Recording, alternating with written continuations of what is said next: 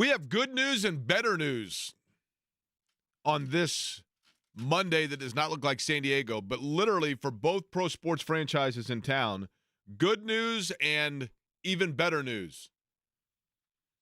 There's a lot going on. I mean, typically late July, you think, okay, don't even go into the part of it's late July and there's not a lot going on in sports. There's a ton going on because you have the NFL training camps underway, you have the Olympics, which means essentially NBA play, and it is odd because the driving narrative for us over the course of the summer months has been that of Caitlin Clark and all of the conversation generated by the Fever and the WNBA. They're on break because of, obviously, the Olympics. You know, racing you talk a little bit about in the summertime, that also on break because of the Olympics, at least in terms of the open wheel standpoint with IndyCar.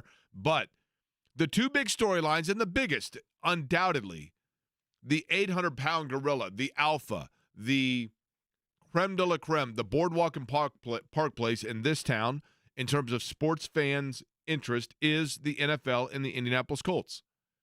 And then right behind it would be, especially when they are playing well, obviously the Pacers. So the question I have for you, Jimmy Cooker, Eddie Garrison, who are, by the way, respectively, the president and CEO of Query & Company. My name is Jake Query here on a Monday. Thank you for joining us on 93.5 and 107.5 The Fan. But, Jimmy, I will give you the recipient's choice, not dealer's choice, but the recipient's choice. Would you like to begin and go with the Colts angle here or the Pacers angle? Because I have good news and better news. I'd like to go with the Colts angle, Jake. Colts angle, okay? The Colts angle is this. The Colts are at training camp. They're in Grand Park. It's awesome. Joe Flacco completes a pass to A.D. Mitchell, and writers get the post about it. And holy cow, Joe Flacco's completed 6 passes, and that was an amazing catch. And Julian Blackmon, they are absolutely right now polishing the bust in Canton because he had an interception. And he looked tremendous, right? And there's a lot that you can mock and or make out of the play-by-play nuances of NFL training camps. And I know that fans love it. I'm a little bit more of a skeptic just in terms of, and again, it's because I'm old and jaded, but the narrative of things like, you know, play of the day so far comes from such and such receiver who made a nifty one-handed grab and the crowd went crazy. Okay, I mean, they're in pads, they're not in pads, they're in shorts and T-shirts. They all have the big foam thing on their helmet. Now, you know my question with that every year, right, Jimmy? Remind me, Jake. So, the helmets that the players are wearing. You're talking about the Guardian caps, right? Correct. Yeah. The foam things on the top, yep, right? A couple of years ago when those first how long has it been since we've really seen those on the regular in training camp? Probably 4 or 5 years? Yeah. And for those that are unfamiliar, I'm talking about it's an additional pad that wraps over the exterior of the helmet. And they're like blue in color or, white, whatever. And I was watching a practice, and I turned around to someone next to me and said, now, what are those? They said, it's it's called the Guardian Cap. It's an additional protection neurologically to prevent concussions and head injuries. And I said, do they work? Well, they must because they're wearing them in practice, and it's believed to reduce by X percentage the chances and likelihood of a concussion. And I asked at the time, okay, that's all well and good, but every time that I turn around, the NFL is talking about their commitment to the safety of players neurologically and trying to do everything they can to prevent repeated concussions and the concussion protocol and all these other scenarios. So if there's tangible evidence of something that from an equipment standpoint drastically reduces the chances of a concussion, enough so that they are wearing it every single day in practice, why don't they wear those in the games? Well, you can't put them on top of the helmets. I'm looking at it right now. They're putting them on top of helmets. Well, they might fly off while the guy's running, but I'm watching practice and they're doing wind sprint drills and it's not flying off. If they're committed to doing everything they can, why are they not wearing them in the games? I thought when we had Dr. Alan Sills on last year, the chief medical officer for the NFL, he said there just wasn't enough data in terms of feedback yet to institute those into games. And now they're saying they're allowing them in Yeah, games. okay. I want to make sure I wasn't. Right. I want to make sure I that's what I wasn't was leading undercutting up things. to. Yeah, So yeah, now yeah. they're leading that they're using them in games. But if they're allowing them in games, that means that evidence now is there, and so wouldn't it become like you're either all in or you're not? But I digress. Do you want me to read the very long quote that they gave about why they're doing the caps back in April? Okay. Quote, this from Jeff Miller, Executive Vice President of the NFL. Quote, we now have 2 years of data showing significant concussion reductions among players who wear Guardian caps during practice, so players will be permitted to wear the cap during games this upcoming season. Additionally, there are new helmets this year that provide as much, if not more, protection than a different helmet model paired with a Guardian cap. These developments represent substantial progress in our efforts to make the game safer for players, close quote. But we're not we're not using them in the games. Right? Well, you can now if you want. You can, but they're not. They're not mandatory. What I'm Correct. saying Yes, is, yes, what I'm saying right, is, right. you're either all in or you're not. Yes. If sure. you say like we are totally dedicated to neurological safety, then once you have something that shows substantial improvement in neurological safety, then it, you know what I mean? You would think it would be league wide. Correct. Yes, sure. But at any rate, I digress. The good news for the Colts is this. Let's go back a little bit. It's December of 2023. We're getting set for the holidays. Shannon and I are getting ready to go to our Milwaukee trip. We are, as a company, 2 months into it. I think I just brought you guys back a bottle of Heineken, right? Yeah. From Amsterdam. So that's where things stand in terms of where we were in December of 2023. And then all of a sudden somebody says, you know what's interesting is Jim Irsay hasn't been in a Colts game for a while. Where's Jim Irsay? And then we all start getting the same calls. We all start getting the same texts and messages. You know, I've got a friend who works in the hospital that said that Jim Irsay's in there and he's in really bad shape. I'm not making light of any of this, mind you. But in January, TMZ finally comes out and confirms the rumors that we'd been hearing for 3 weeks. The last time that Irsay was seen, I believe, was after the Pittsburgh game when he was with the team. And we then learn in January via 911 calls, etc., that Jim Irsay on December the 8th was taken to a Northside hospital, unresponsive and struggling to breathe, and administered Narcan. And then there becomes more speculation as to whether that was an isolated incident or not, as to the severity of his condition, and the wild rumors, some of them becoming actually fairly credible, as much as I hate to say that. You have different media outlets that are doing everything they can to find out whatever they can, whenever they can. There's rumor that something else happened in the state of Florida. But because we don't see or hear from Jim Irsay, we have no way of knowing the legitimacy of what now has gone from like rumor to fact to urban legend to unsubstantiated, all the way around the board in terms of the array of rumors regarding the health status of Jim Irsay.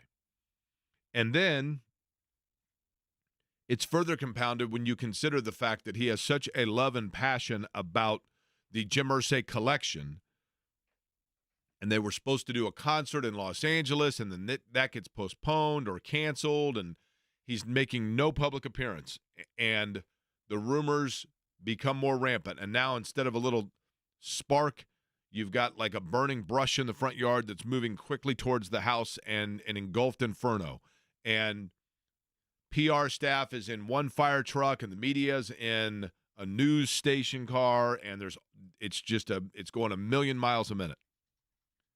And we knew, based on a video that he sent out congratulating Dwight Freeney about getting into the Hall of Fame, but then you get people that are like, that's not really him, or that was actually done a year ago. Well, but like you notice that they intentionally had things on it to show that it's current. That's fine, but we have to see him. So the good news, and I say this not flippantly at all, the good news for Colts fans and for the Indianapolis Colts and for Jim Irsay specifically is that yesterday And over the weekend, he was at Grand Park. He was at Colts camp. He was in his golf cart. He talked to Mike Chappell, who's going to join us at 1 o'clock today. He did a brief Q&A with the local media from sitting in his golf cart, was pretty transparent, looked pretty good, sounded pretty strong, and that part of it is all good news. And I don't mean good news just from the stability of the ownership of a franchise, because say what you want, whether you agree with, disagree with the way Jim Irsay runs his franchise or the draft picks they make or Chris Ballard or whatever else, at its core, you're talking about a citizen of Indianapolis where there was discussion, debate, and all kinds of speculation as to his health. And Jim Irsay yesterday addressed all of it in a pretty upfront, as he usually is, Q&A with the local media. Jim Irsay talking about a number of things, which begins with this, and we'll let you hear it. Jim Irsay, the big question that everybody had when they saw him on the golf cart up front, and we'll let you hear it in his own words. Jim Irsay, CEO and owner of the Indianapolis Colts, even though now ownership also is listed. His daughters are listed as owners as well. I'm saying that strictly for clarification purposes or to be official. But Jim Irsay, how close are you? Are you, in fact, now that you are sitting on the golf cart and your mobility looks to be of challenge? He had surgeries he talked about. He's had back problems galore. He had recent surgery on his back. That led to some muscle atrophy, I believe, in his leg. Question is, looks good, but does he feel good? Jim Irsay's thoughts. Are you, in fact, where are you in relation to 100%? Very close. Like I said, it's frustrating because, the left leg just, doesn't have the push-off yet that I need. I mean, I can stand up and those sort of things, but in terms of walking and that sort of thing, it's hard to say exactly how far I'm away from that, but it's not far. God knows I've been working hard just to bring myself back because, I mean, man, I tell you, it's hard work. So that's good news, right, Jimmy? Look, it's great news to be able to, like you mentioned, be in that news truck of the fire that descended on Jim Irsay's health status back at the end of last year, to be at a point now where he's there at Colts camp, where he's fielding questions. He is one of the pinnacle faces of this franchise. Certainly that falls into his domain as the owner of the Colts. So yeah, it's fantastic news to be able to see him there, have him back out there at camp and responding to questions and being active and engaged as an owner of the franchise. I know this isn't as deep as some might think it is, Jake, but this isn't as deep as politics, but it is good to have your face of the franchise from an ownership standpoint, a person that has done so much for not only the Colts, but the entire city and state. It is good to have that figure back in the spotlight and being able to show, hey, I'm the owner of this team. I'm going to be able to field questions and be active in regards. If that was ever a question, I'm sure it wasn't for those internally with the Colts, but it certainly was for those that cover the team, and it certainly was for the fan base for the better part of the last 4 or 5 months. So, yeah, great news. As for the topic at hand, which is football now and Anthony Richardson and getting out there and throwing, I did think a few of his throws looked a little bit high. I don't worry about that because we are literally 2 practices into it, but that's always kind of been with Richardson and his accuracy a talking point. We have plenty of time to get to that. But you've heard me say this before. Anthony Richardson, with anything, any walk of life, any business that you're in, you are always looking to do something that is leaning on what makes you different. If you are an ice cream shop and you have one flavor of ice cream that nobody in the rest of the county can get, then you promote that brand because you want people to know that you have a flavor that you can't get anywhere else. If you are a football team and you have a quarterback that has physicality, size, big arm, okay, great. There's plenty of big arms. Matthew Stafford's got a big arm, right? Plenty of guys Josh Allen's got a big arm. Patrick Mahomes can throw across his body, big arm. But when you have a quarterback that is built like a fullback that also has that big arm, Josh Allen can run like a gazelle, and he's not afraid to put his head down and hit you a little bit. And in Buffalo, it probably drives people crazy or hurdle over people. But with Anthony Richardson, he not only has design draw play level breakaway, but he can also audible and at the last second make a decision that it's time to tuck and run. Problem in Indianapolis is that's a great problem to have. Problem is we've seen that before, and we still have a scar tissue over it, pardon the pun. Andrew Luck, and yes, part of Andrew Luck's problem was compounded by a snowboard accident. But Andrew Luck and a lot of the problems that Andrew Luck from a health standpoint ran into, I'm not knocking Andrew Luck, but it's a reality. There's a reason why the Colts brought in somebody from the Indianapolis Indians to work with Andrew Luck on the familiarity of slide. Because Andrew Luck loved to run and run upright and not get down on the ground, and it started to break down little by little and chip away at the body of Andrew Luck.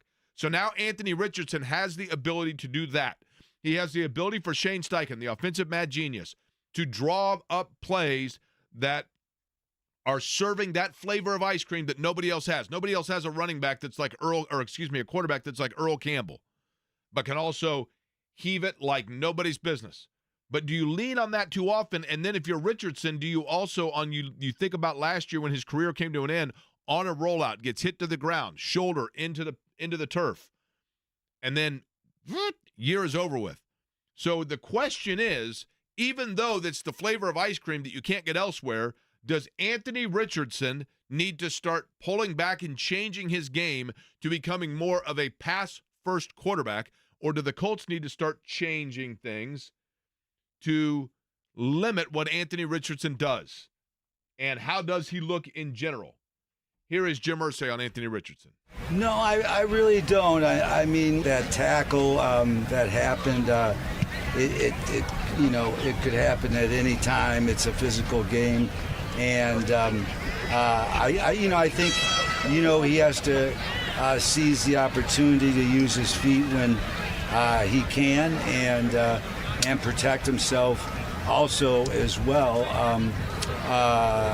And he knows that, and at the same time, though, we drafted him because we know his feet, that he can be dangerous and pick up critical yards at critical times. So I think his style is great, and we're just really looking forward to him having a great year and throwing and running, certainly more throwing than running. Okay, now, Jimmy, the one thing when he talks about his running game that is of real intrigue, there are always teams, and this is now a passer league. We know this. Pounding the ball on the ground and running the football in the NFL is a little bit passé. However, there are still teams that utilize and put into play the principle of the thunder and lightning, the different ways in which you can hit if you do need to run the ball and get weather conditions, whatever it might be. We've seen in the past teams that have had success with two backs of different styles. And the Colts had it a year ago when Taylor was healthy, with Zach Moss and Jonathan Taylor, because of the fact that Moss is going to pound and be physical. He's a Mob Bradshaw type runner. Taylor, on the other hand, all he's got to do is skip over one spot at the line and lights out, baby. He's gone, seal the New England game, that kind of a runner. They have that combo now, Jimmy, with Anthony Richardson and Jonathan Taylor, if they so choose, in terms of, I'm not saying running an option, but keeping defenses honest of, oh man, like when do we retreat back? When do they get, what style of run do we need to stack the box? What do we need to do here? And Jim Irsay in particular, what makes it special, Jim, this combination of Anthony Richardson and Jonathan Taylor? Yeah, again, it's the speed that they bring, and that's something that's really exciting. We know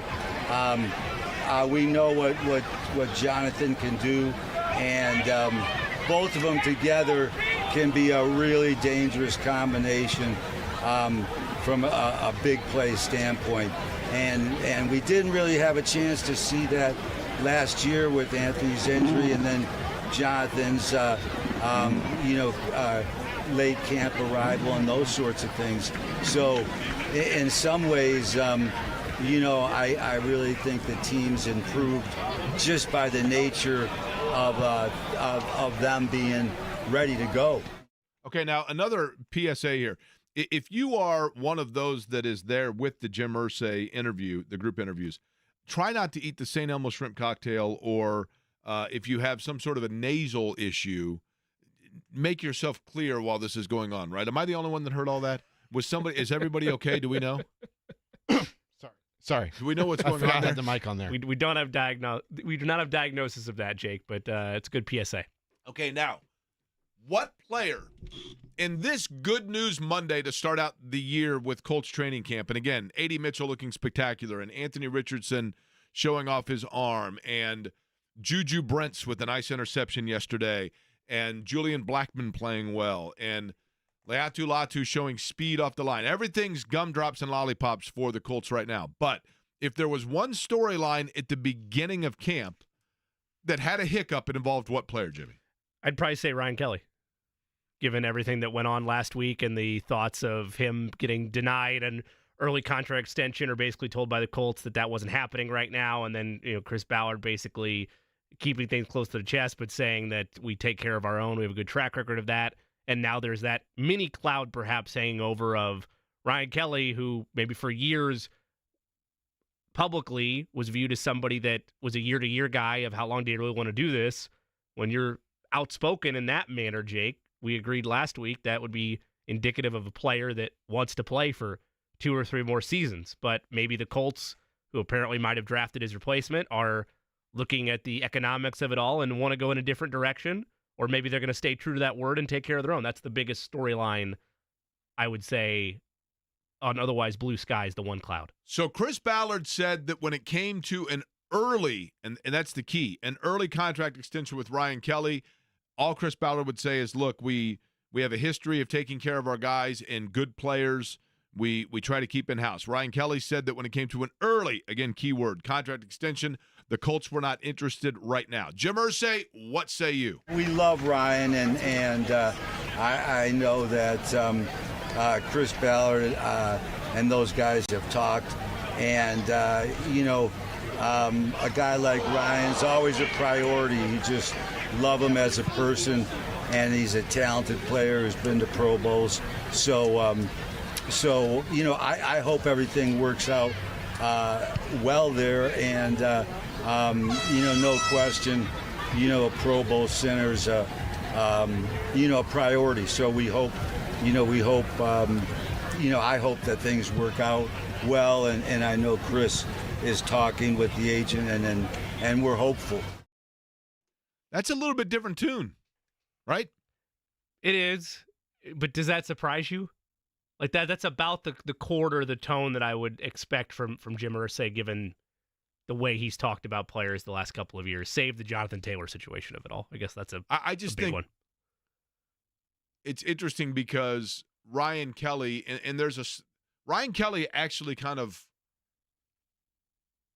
he's always been transparent. Ryan Kelly's no fool in his transparency. He is the NFLPA representative for a reason. Did he checkmate the Colts? He was asked about it, by the way, if you recall. We Haven't shared we that. did get clarity on Understood. that, I understood. Did he checkmate the Colts? yeah. In that now they have no choice but to extend him? I'm not saying that. But when he was asked about it, he could have said, I don't talk about contracts. But instead, he answered it with, he had to know the question was coming. And instead, he answered it, did Ryan Kelly, with, well, we were interested, but the Colts made it very clear they're not interested right now. And what happened? What happened when the Colts reported to training camp? What became a storyline? Ryan Kelly. And then Chris Ballard comes out and says, well, look, y'all know me. We take care of our players. We just do. We take care of guys that have been good players for us. And then he batted his eyes, right? But now Jim Irsay comes out and says, basically, in not so many words, oh, we love the guy and we want to get it done. I don't want to fight. It's a talking point now. Yes. It's a talking point now, and by it being a talking point, all of a sudden it was placed in front of the Colts where Ryan Kelly in his camp, and I'm not saying it's not a war. I'm not saying that this is a bitter thing, but what I'm saying is in the game of negotiation, Ryan Kelly played it perfectly. He played it perfectly because he let the fan base, well, wait a minute, what? They didn't offer him an extension? And then Ballard has to kind of answer to it a little bit, and Irsay swoops in and says, if you're Chris Ballard and you hear that quote from Jim Irsay, play this again, Eddie. You're Chris Ballard and you're sitting in your office and you're like, I'm still trying to weigh out whether or not, and I want to assess this year whether or not we have Ryan Kelly's replacement right now on the roster and whether or not we have the guy that we can kind of hand the keys over to, and that gives me some cap flexibility moving forward, and that's a position where – and Chris Ballard would be smart to think all of those things. But if you're Chris Ballard and you're sitting there thinking to yourself, okay, so I kind of want to fly under the radar over the fact that this is somebody that we might have to go in another direction or move on from, and then you hear your owner say this when asked about Ryan Kelly? We love Ryan, and I know that Chris Ballard and those guys have talked. Okay. And, a guy like Ryan's always a priority. You just love him as a person, and he's a talented player who's been to Pro Bowls. So, I hope everything works out well there, and because no I question. said we'll get to it in time. Pro Bowl center's a priority. So priority. We hope. That's twice he's used that word. I hope that things work out well, and I know Chris is talking with the agent, and we're hopeful. Okay, that's the owner right there saying. That's the owner right there saying.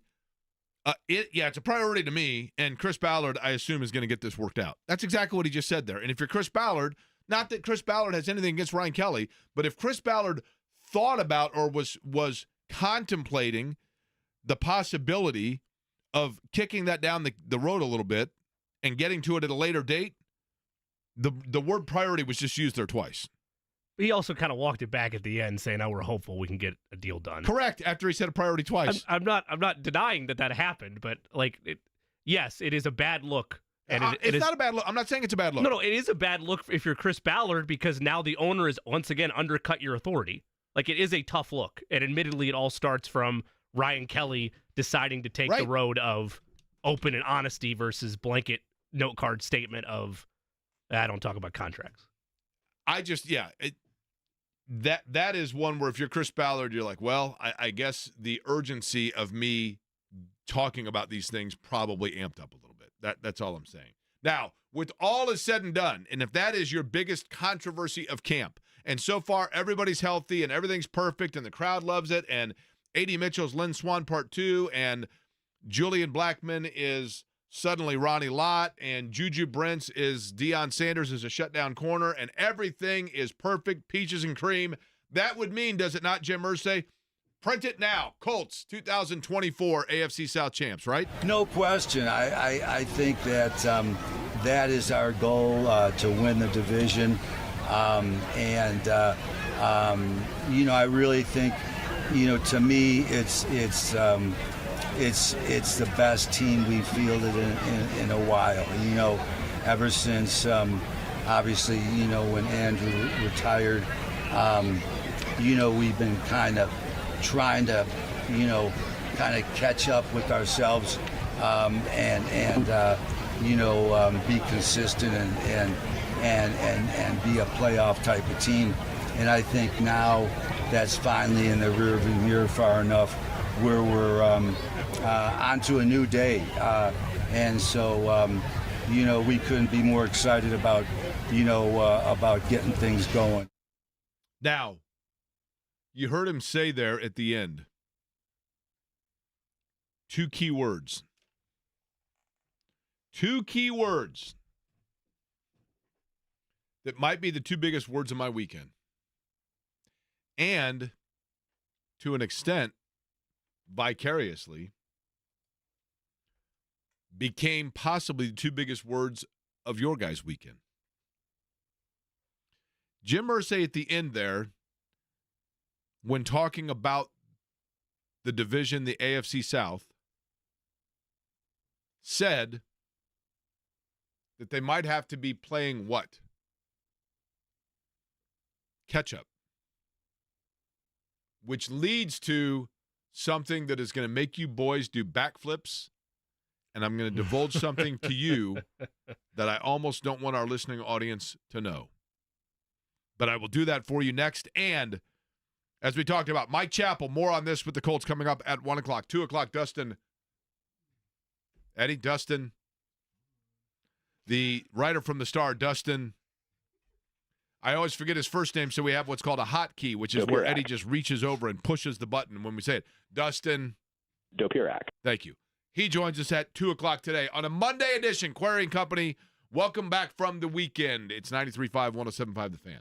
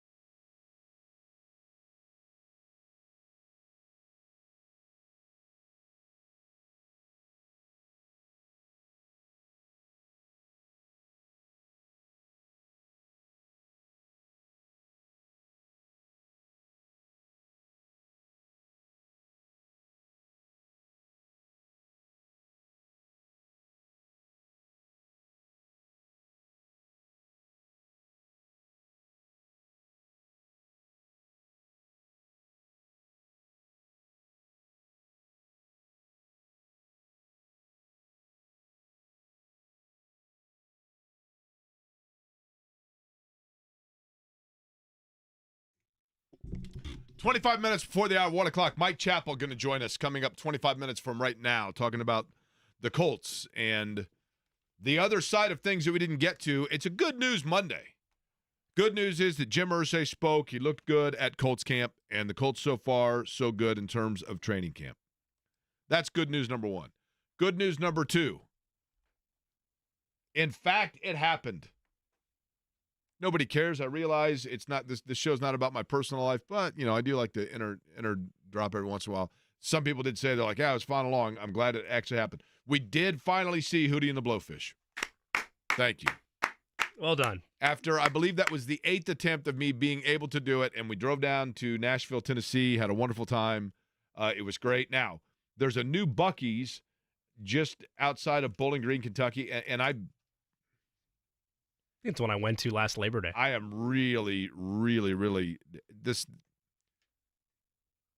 is a hard declaration to make. You ready? Okay.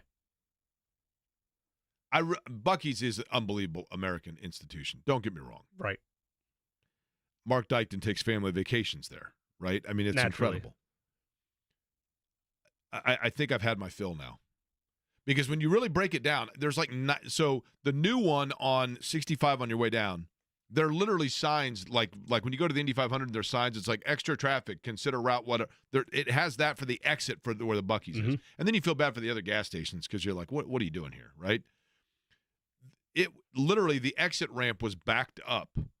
It took 15 minutes just to get insane, and it's a brand new one. Keep that in mind, right? Yep. So we go inside now. I found this interesting. You go inside and they have and it's absolutely packed. It's like Disney World in there. I mean, it is the most incredible. Like it's absolutely packed and it smells wonderful. And they're making the hot brisket and there's like 12 people and they're cutting it up and then they're doing their chant like hot brisket on the board, whatever.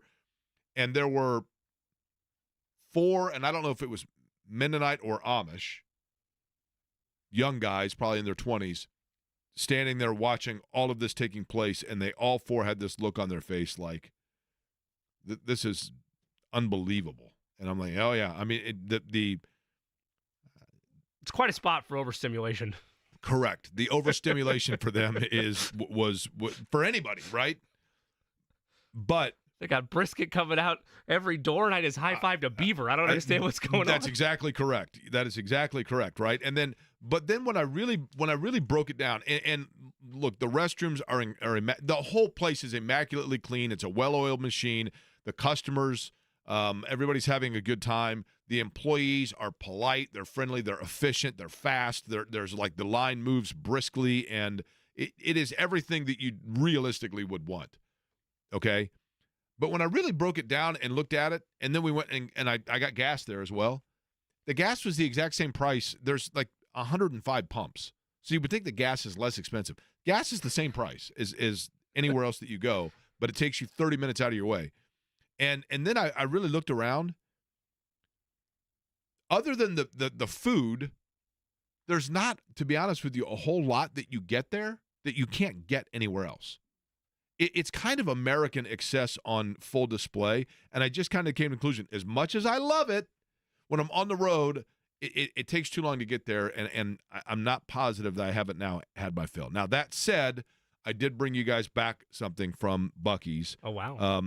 Did Shannon enjoy her experience at Buc-ee's? That was her maiden trip there, and she did get her picture taken with Buc-ee, so Nice. that was cool. Yep, got to do that. She both in walk around and statue version, so 2 of them. 2 for 2. I think she did like it. I mean, she did say she's like, this is unbelievable, and she was also very favorable about the restrooms itself. So I mean, listen, I get it. I totally get it. I just think it's one of those things. Now that I've been to one like 20 times. It's not going to be the end of my trip if I don't stop at one when I'm on a road trip. I'll just simply put it that way. Now, then I got back, and Eddie, I believe you are the one that pointed this out. Do we have the breaking news, Souter?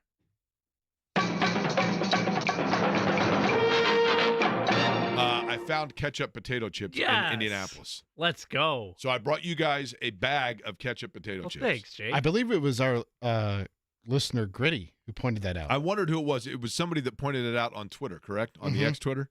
Now, I'm not going to say the name of the grocery store because it's going to be my secret. Although, I don't know if this was like a brief promotion. Now, it's an off-brand, okay? Sure. So they're not Lay's, but they're Loy's. Looks very similar, right? Do they taste similar?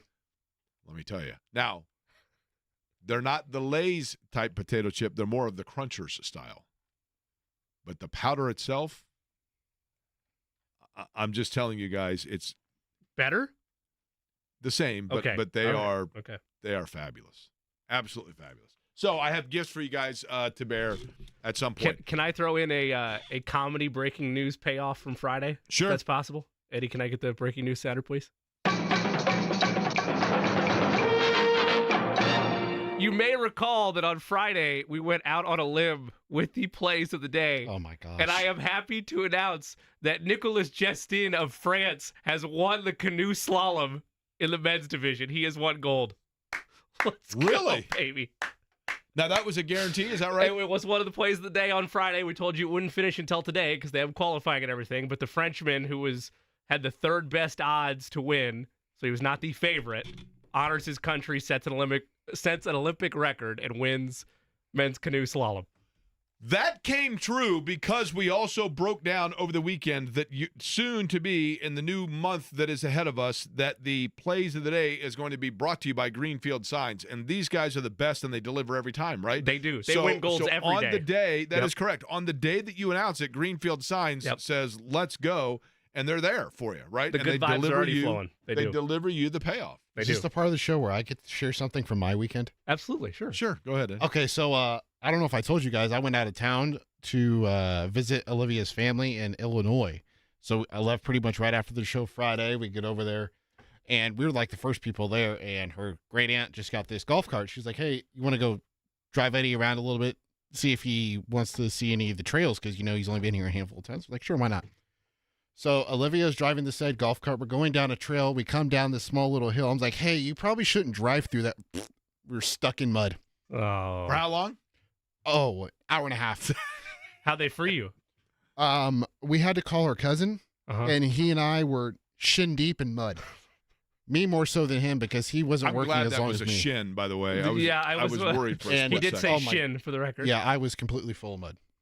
Well, I'm glad you're that was right. a golf cart, you said?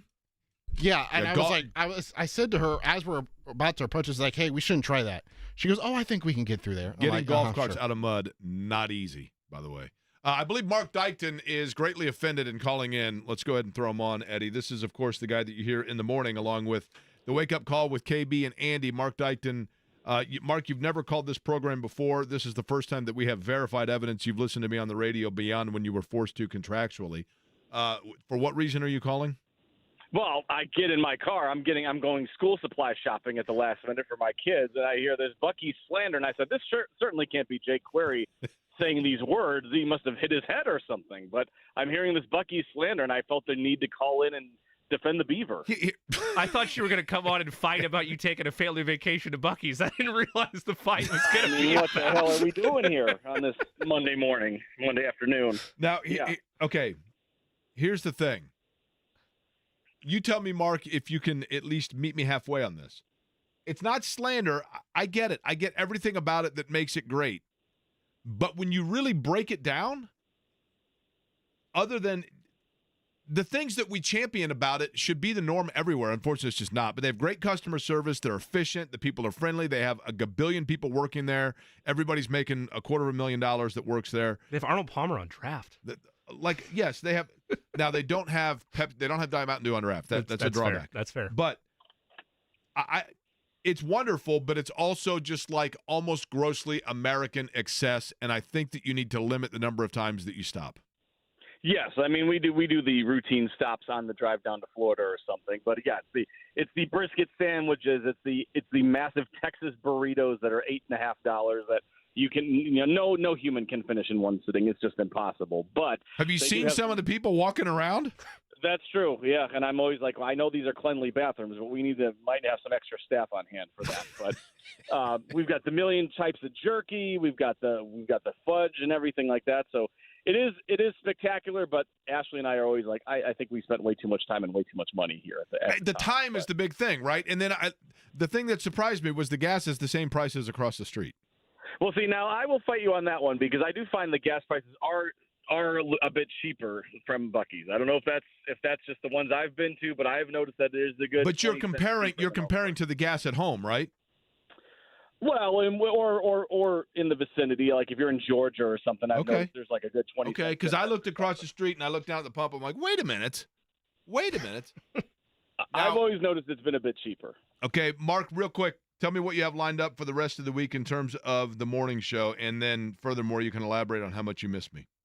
Oh, well, the boys are out at camp Tuesday, Thursday, and Friday, so I will be pantsless in studio, as is the norm when I'm by myself. Excuse me? But we've got some Colts camp going out there, and then, I do miss you, Jake. I miss your scent. I miss your musk, your many aromas that you come in with your colognes, but, it's a different breed now, so it's not too bad. I don't miss the cologne as much, but we still talk on a regular basis. But you miss the hygiene, right?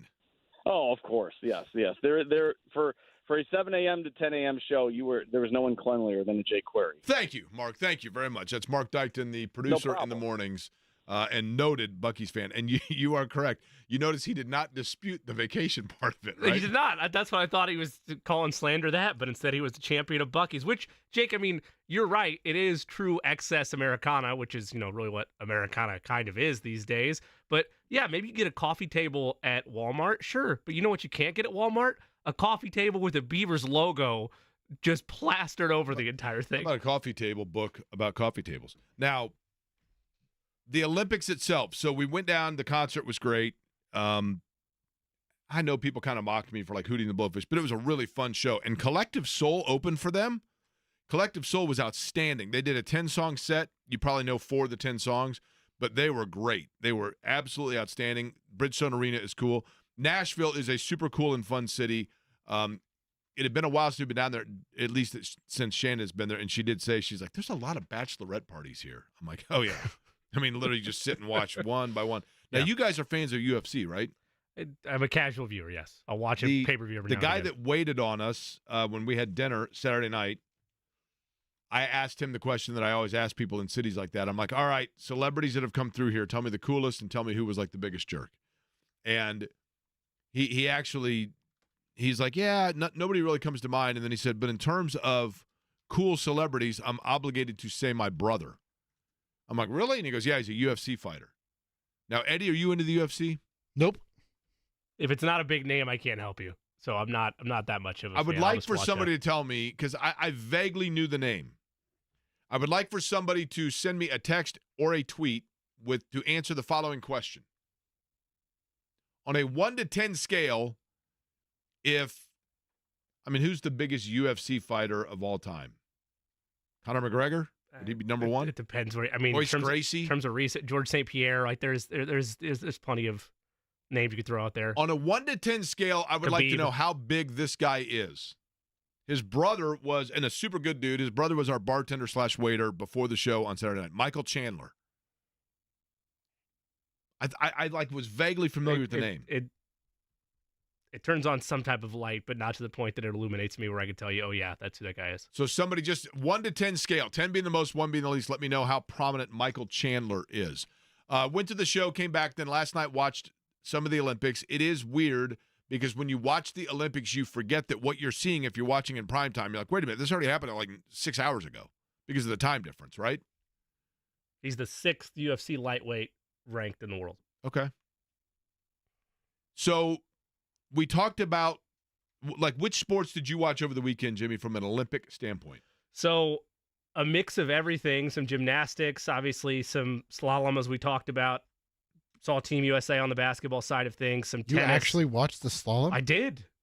I'll sit down and watch Olympic coverage for 3-4 hours, and I'll especially do it, Jake, because to answer your question best, I have to share with you, especially with an ADHD brain like mine, the decision by NBC, and that's right, Peacock. I will tip the cap to Peacock in this regard. They took the red zone concept, they renamed it Gold Zone, and you have 10 hours of whip around coverage. I've heard it's where incredible. It is awesome. Where they just show you, they'll show you snippets of live action, but once there's a medal on the line, they're right there. They get you in, they get you out. It's our favorite, biggest ears in the world, Andrew Siciliano for half the day of NFL Network, and then was Scott Hansen. Is that the other guy, right, Eddie? Yes. Scott Hansen does the second half. So it's both red zone hosts that you know and love together for Gold Zone. Right now we got, if you were to hypothetically be watching today, you could be looking at judo 1 minute and gymnastics the next. So what we're getting at is if you are involved in something and Scott Hansen is calling it for you, that is really good news. If Chris Hansen is, that's bad news, Exactly. right? Exactly. Now, I thought last night the 400-meter I watched that, or the 400 meters in swimming. I watched that and the medley, the 400-meter medley. So that's when they do breaststroke, butterfly, backstroke, and freestyle. And that was the goal. And I mean, absolutely dominating fashion. Leon Marchand. He was unbelievable. He's incredible. But it was cool because seeing it in France, and he talked about like when he was doing, in particular, I think he said when he was doing the breaststroke and he would come up and he could hear the crowd. Yeah. It was cool. I mean, it was definitely cool. And Michael Phelps was very complimentary of him. He did not break the record, but, man, he absolutely ran away with it or swam away with it in terms of the competition. But basketball was the big story yesterday, and there's a percolating story with local ties. But because it's a Good News Monday, I think there's good news and a good spin to be put on what's taking place for Team USA from an Indiana standpoint. And I'll tell you what it is next.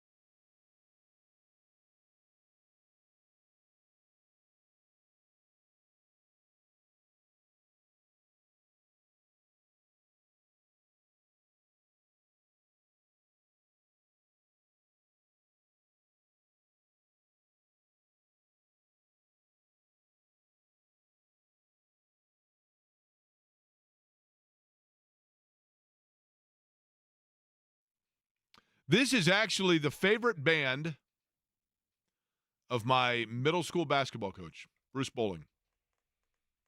And we have tickets to give away, correct? Yes, sir. Si, senor. Three Dog Night, correct? That is accurate. And do we know what night Three Dogs performing? Yes, we do. Is it go ahead. Is it going to be 3 dogs for one night, or is it going to be 3 nights with dogs? What's the deal there? It's 3 dogs in one night, right? Okay. That's what I thought. 3 Dog Night. Go ahead and give us all the information here. Friday, August 2nd at 7:30 p.m., the Hoosier Lottery free stage at the Indiana State Fair. We have premier access tickets to see them. Now I'm confused. 2 VIP tickets Okay. Ooh.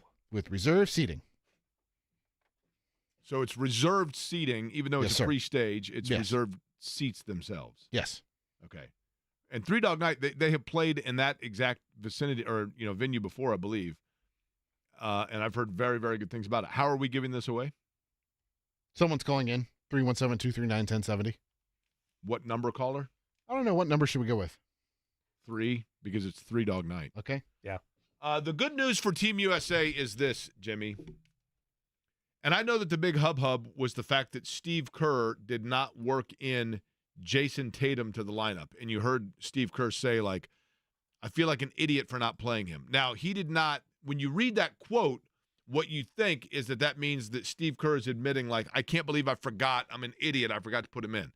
What he was saying was, I didn't use him in this particular game. We relied on Kevin Durant a lot, etc. And, I feel like an idiot because he didn't play. In other words, saying, I realize I look like an idiot because he wasn't on the roster, but he did it after he acknowledged his accomplishments. He was like 3-time All-NBA. Gosh, I kind of feel like an idiot for not playing him. It was very much But he was acknowledging that he knew ahead of time going into it, right? Correct. It wasn't like he just realized it after the game, like, oh, I didn't play Jason Tatum. It was clear it was designed, that he had a conversation with him beforehand. Going into we led the show off by saying we're going to go back in time to December, talking about Jim Irsay. We're going to go back in time to December as well, or a little after that, talking about Tyrese Haliburton.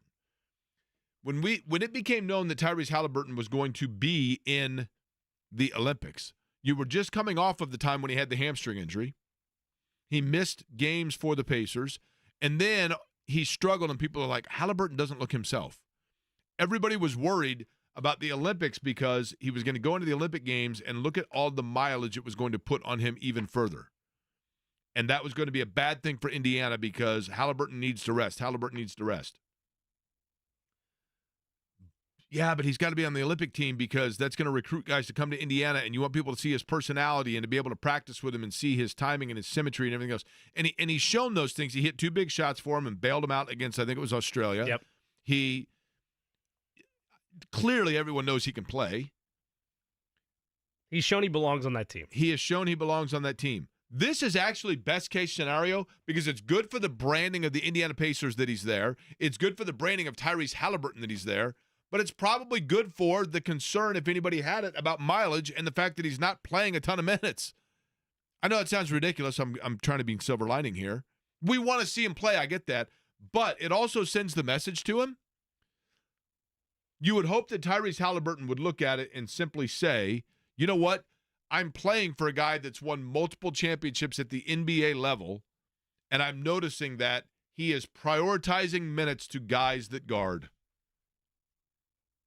Tyrese Haliburton's not getting on the floor because of his defense. Not because he can't do the other things, but I still will maintain there is going to be a time in these Olympics where he is a big factor. I think we're both in agreement on that. But he has to – I'm not sweating the fact that he's not getting big minutes right now because it's a best of both worlds. For the camp that wanted him to rest, he's not going full throttle, even though he is in practice, I realize. And for the camp that wanted him to get exposure for Indiana and for all the things we just talked about, that's happening as well. The reality of the situation is this. They don't need him.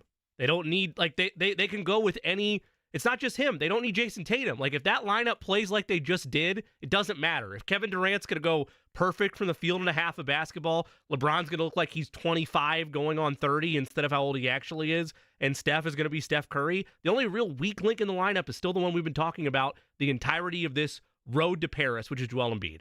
Other than that, they can win with just about anybody. I think Tyrese Haliburton will get his moment, but it doesn't matter when they're playing like that. Mike Chappell next.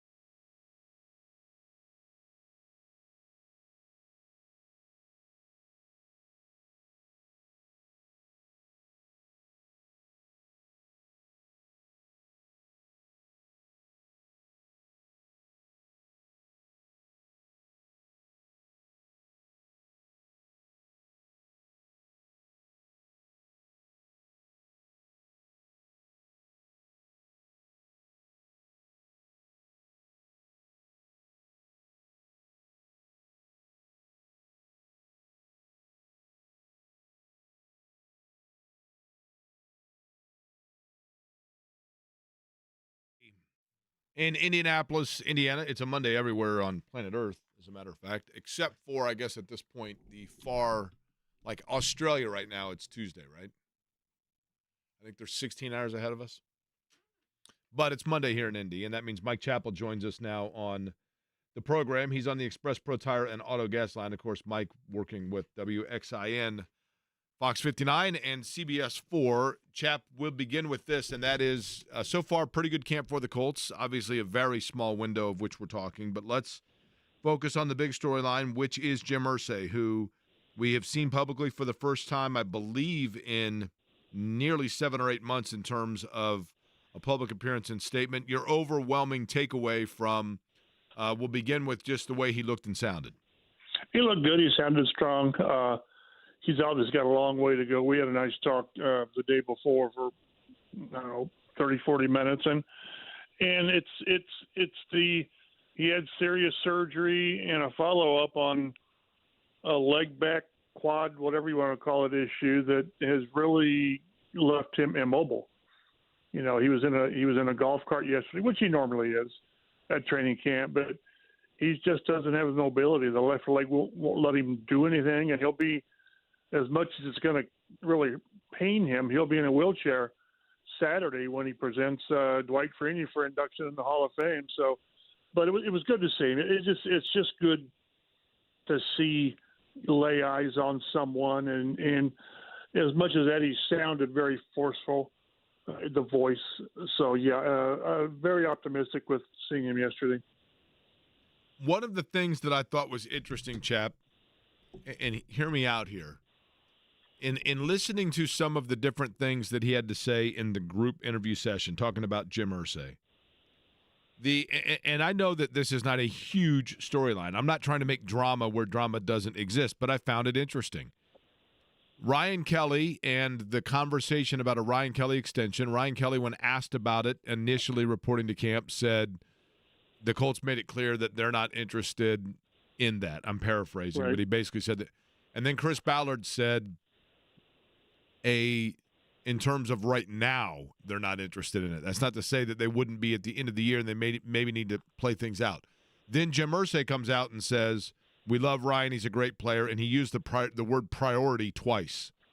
Did Jim Irsay basically, not directly but did he subconsciously send a message to Chris Ballard? Yeah, this isn't as much off the table as at this point you'd like to think.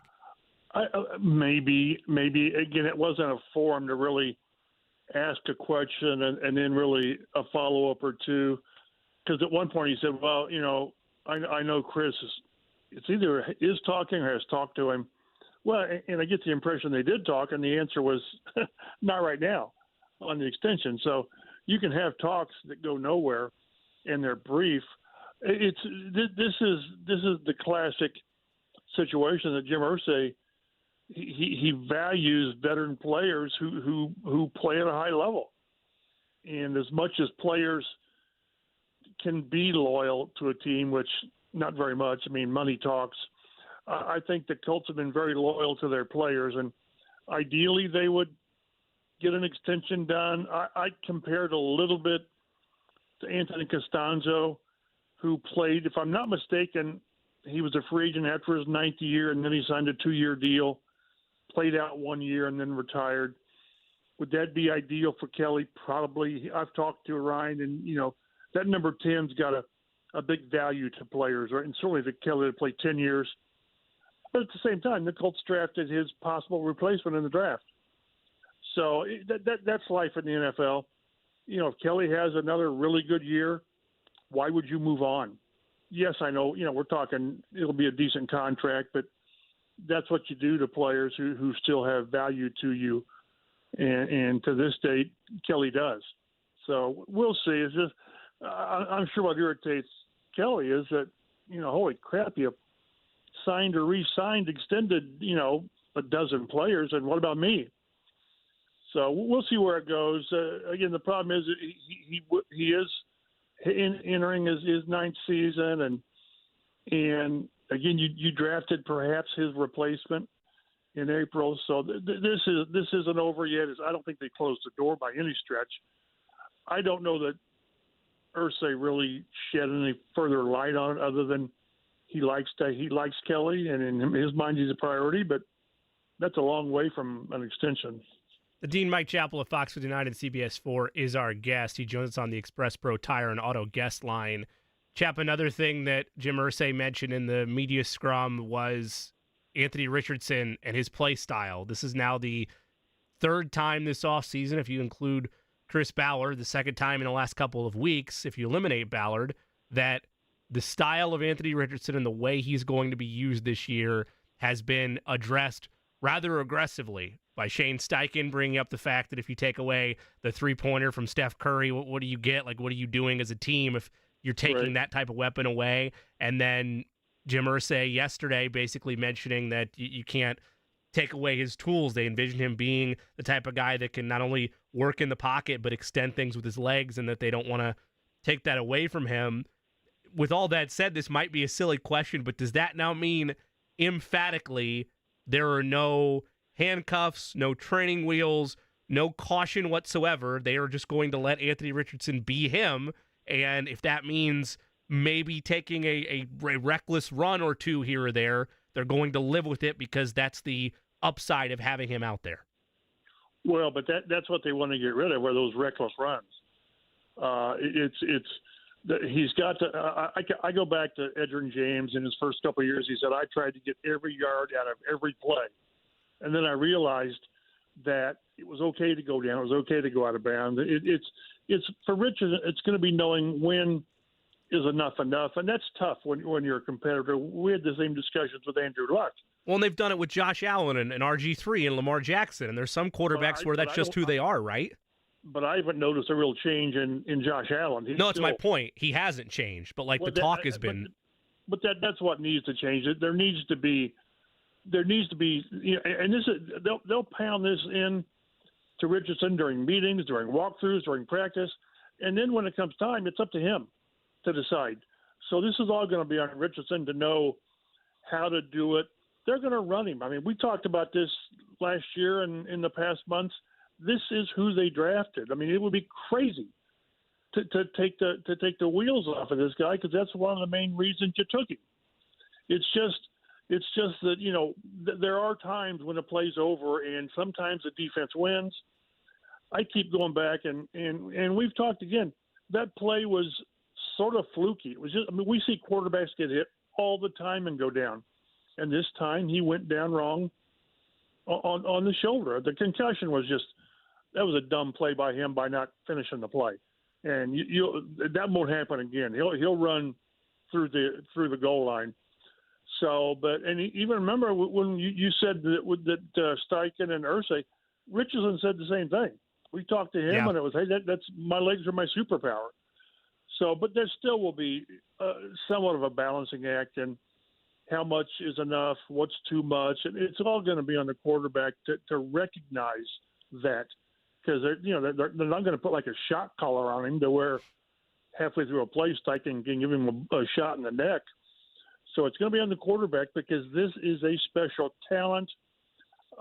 And when we see things that we've seen in camp, when we saw the 4 games last year, yes, it's such a small sample size, but you saw something that there's something special there, but he's got to stay on the field. And that will be largely on Richardson's it's his responsibility to limit as much as you can limit risk in the high-risk NFL. But there's a difference, Chap, to me. Mike Chappell, our guest on the Express Pro Tire and Auto guest line, he's from CBS 4 and WXAN 59. There's a difference between when we're talking about the ground game and Anthony Richardson, how much of it is by design. In other words, he's calling a play in the huddle where everybody knows that he's actually doing, a quarterback draw or whatever it may be, and then just giving him the freedom to tuck down and run when things are not developing. How much of the former do you think we're talking about? Or are we strictly talking about them saying to him, you have freedom to go, but pass first? I think it's you have freedom to go, but be aware. And again, that's hard for any quarterback. Again, I still don't think Josh Allen has changed. But a quarterback has to be aware that anytime he's out of the pocket, a defensive player is going to light him up. That's just fact. That's just the fact. And there's going to be X number of design runs with that option with Taylor or whoever the other running back is. Quarterback draws. We saw Jalen Hurts beat these guys a couple of years ago in a quarterback draw that everybody knew was coming, and it still worked. So I looked at the 2 games that Richardson started and finished last year, and he ran the ball 10 times. Is that what we can expect? 150 carries from him? Maybe. That sounds high to me, but maybe not. And if they can, get him on the edge and understand that when you get wide, the sideline's there. So don't be afraid of veering outside as opposed to taking on a tackler. But they're going to run him. They're just going to run him. They think that he and Taylor can be something special, and it could be. But, again, it's going to be up to Richardson to say, okay, this is the play. I'm going to probably keep it instead of giving it to Taylor, and I need to get what I can get but not try to get too much because I'm going to take a hit because the defensive players, whether it's a safety, a linebacker, whomever, they're going to lay the wood to you if they get the chance. Chap, there's no defined right way in today's NFL to play the quarterback position. You can be a mobile threat. You can be a pocket passer. You can extend plays, whether it's because you can extend it to find new throwing lanes or extend it to go pick up 15, 20-yard chunks with your legs. I'm not trying to bottle it and say this is the only right way to play the position, but arguably the 2 best right now in the game, Patrick Mahomes and Joe Burrow, are quarterbacks that excel in the pocket, and they're sneaky fast because they know when to take off, when the running lane's going to open. They're not going to necessarily always outrun guys, but they're going to use their legs in timely fashion. Again, I'm not saying that's the right way, but that's the way 2 of the very best do it. Will we ever reach a point with Anthony Richardson, with Josh Allen, with other mobile quarterbacks where their passing skills in the pocket are able to meet their feet to a point where they can do that too? Or are we robbing them of what they can be by trying to box them in that regard? It's just such a tough balance on how much is enough. And, watching Richardson throw during camp, he'll hit stretches where he's hitting everything, and then he'll throw a couple of bad balls that, we say, what was that? Andrew Luck never had really those bad streaks. He was such a quality passer in the pocket. But no, there will come a time when maybe his threat as a thrower, threaten or is equal to his threat as a runner. I don't know. I need to see that to believe it. I think he's going to be always more like Lamar Jackson. That's maybe the best example. They're different players, obviously, but I think teams are going to want to make Richardson beat him from the pocket and not let him get out and get loose for 30 or 40 yards or whatever. So, again, it all boils down to this. This is who you saw at Florida. This is who you saw could be something special. Now, it's different. It's really different than what the Colts have had. Because I just don't remember Andrew Luck being this type of quarterback. He could hurt you with his legs. But more times it was when something broke down. I don't remember too many design runs by Luck. I really don't. Maybe my memory is failing me. We're going to see, half a dozen? 10 seems high to me. A half a dozen design runs with Richardson. Now, there'll be more called that he gets it to Taylor. But, boy, I keep defaulting back to this is your guy. And so much of what we're discussing is because he played 4 games last year. And injury prone, which I think is unfair. Because I can rationalize what happened last year, but it doesn't change the fact that he played 4 games and only finished 2 of his 4 starts. So, that's why I don't know what it's going to take playing 16 games, 17 games, and then doing it again next year. Remember Manning started, 200 and some games in a row, open his career. Well, that was different. He was a pocket guy, and they had a great line. So I think it's going to be intriguing to watch this guy, and you just know that every time, every play, when he takes off and runs, it's all going to be: did he get up? Is he feeling his legs? Is he reaching for something? That's sort of the package you've got. I really don't see that with Jackson, because he sort of avoids big hits. And again, we have such a small sample size on Richardson. All we're focused on is the play that put him out, not so much the concussion, because again, that was a dumb play on his part. So it's not like that he got lit up every time he ran. It's that he got hurt the one play that he did run, which I don't know could have been avoided, because it was just like Irsay called it, a benign play. You see that all the time. This, I tell you, strap it up, Colts fans, because this is going to be a wild ride, and you just hope every time he goes down that he gets up. Eddie, by the way, if you could, the breaking news sounder, please. We'll get immediate reaction from Mike Chappell here. NFL Network is reporting that Samson Ebukam, I can never say his last name. Ebukam. I know, it's like a mental hurdle. At any rate, the Colts linebacker now out for the year with an Achilles injury. Chap, that affects them. Obviously, good player, but your overall reaction and what that means for them moving forward. No, ouch. I mean, ouch. To lose a player at any time is bad. In training camp, it's worse. And an Achilles, obviously, it's season. It comes at a very deep area, but it also takes away your starter. So it's going to put more pressure to get Latu up and running quicker, maybe more of a role than they anticipated. But it's no question it's a big hit. Achilles are awful. They're just awful, and it's a hit to the defense. It really is. So this obviously would perhaps accelerate Latu's, and maybe that's good or bad, Mike. There's a baptism by fire that can take place with young players. Sure. Tyquan Lewis gives you an insurance policy, but maybe this, and I'm going to use a basketball analogy. I think people forget Rick Smits early in his career. It was, he didn't get to kind of come along gingerly because Steve Stepanovich got hurt, and boom, he's thrown to the Wolves. Maybe in Latu's case, he gets thrown to the Wolves here. Clearly, we've seen that there is a skill set there. But do they need to be patient with him, or is it better off to just say, baptism by fire, kid, let's go?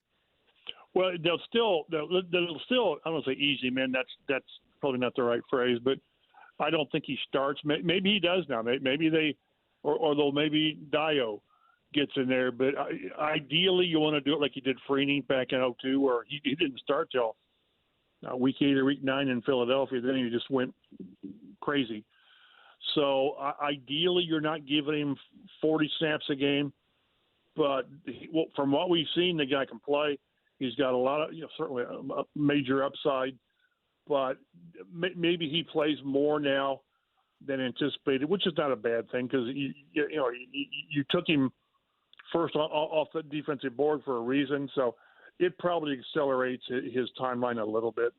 And then you look at, we'll go for a guy that was on this program, right? In Dyo's case, he had to come along slowly because of coming off injury in college and going through the draft process. Maybe that's the other side of it, that he was able to kind of see things before he got in there. He feels like this is a big year for him, and I guess this makes it maybe even bigger, a little bit different position, but just in terms of the pass rush and everything else. Well, it'll give him more opportunity, no question. And the fact there's a contract year, the motivation already was there. I think what this will do is put him a half a notch up on the pecking order. He was already going to play a lot. He was probably the third outside rusher behind Kwity Paye and Samson, and now he goes to number 2 probably, with Latu going to 3. And that's the value of Tyquan Lewis, is he can play everywhere, and he really is a good player. But it's never a good thing when you lose a starter. Third practicing camp, and he was coming off his best season. Now he with 8 or 9 sacks, whatever it was. So it's a hit. It is.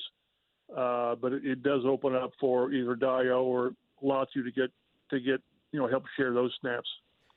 Dyon, Mike Chappell of Fox 9 at CBS 4 is our guest. He joins us on the Express Pro Tire and Auto guest line again, as we mentioned.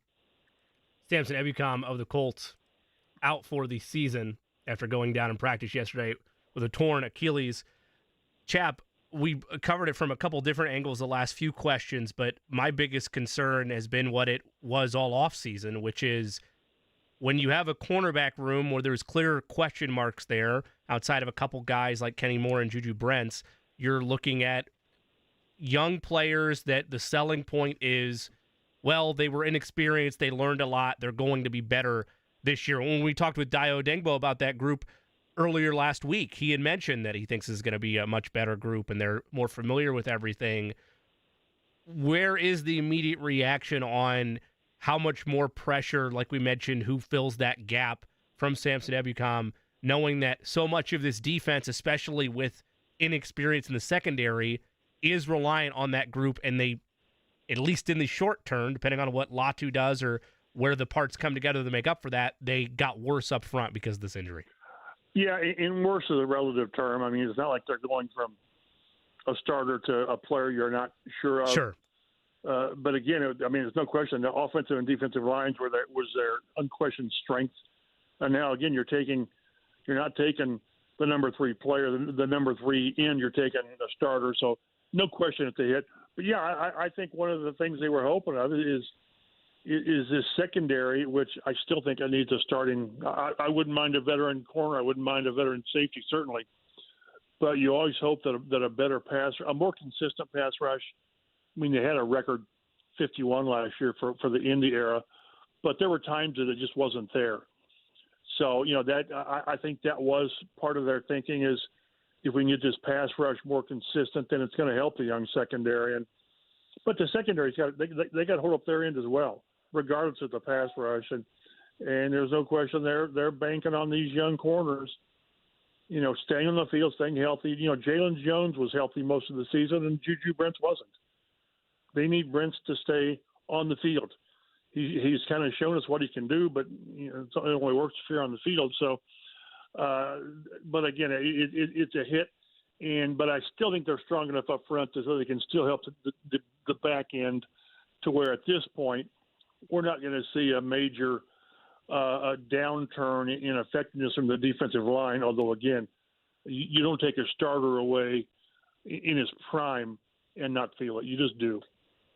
Chappell has struggled. I realize that it's very, very, very small body of work, but we talk so much and I see so much about guys that make big plays so far in practice. Juju Brents had a big one. Julian Blackmon's played well.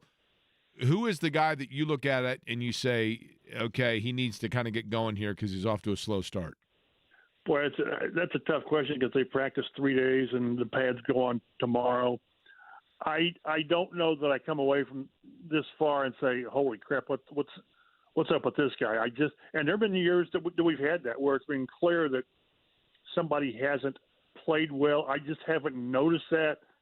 I haven't noticed Bernhard Raimann, which is a good thing. You never want to really notice your left tackle. I've not noticed offensive line guys just getting whipped. I haven't really noticed a corner getting, toasted all the time. The receivers have had good days, and the corners have had good days. Blackman made a couple of great plays yesterday. I don't sit here thinking, holy mackerel, this is not the position, but this guy's not doing what he needs to do. Again, I think they need a safety really bad, but that's not because I've seen Nick Cross play poorly or Rodney Thomas. I mean, Blackman's who he is. So to this time, I really don't think there's a guy that my alert flags up on. But again, it's so early in camp. Give me a guy in the past, and I ask this for the sake of precedent. Give me a player in the past that you can recall being at a camp and saying, wow, he looks off or he's just off to a slow start. And then I don't know, did that player then end up, you look back and you said, yeah, that was irrelevant, or you say, well, we could see it very early on. Give me a player that jumps out at you from the past. Boy, Ben Banigou maybe.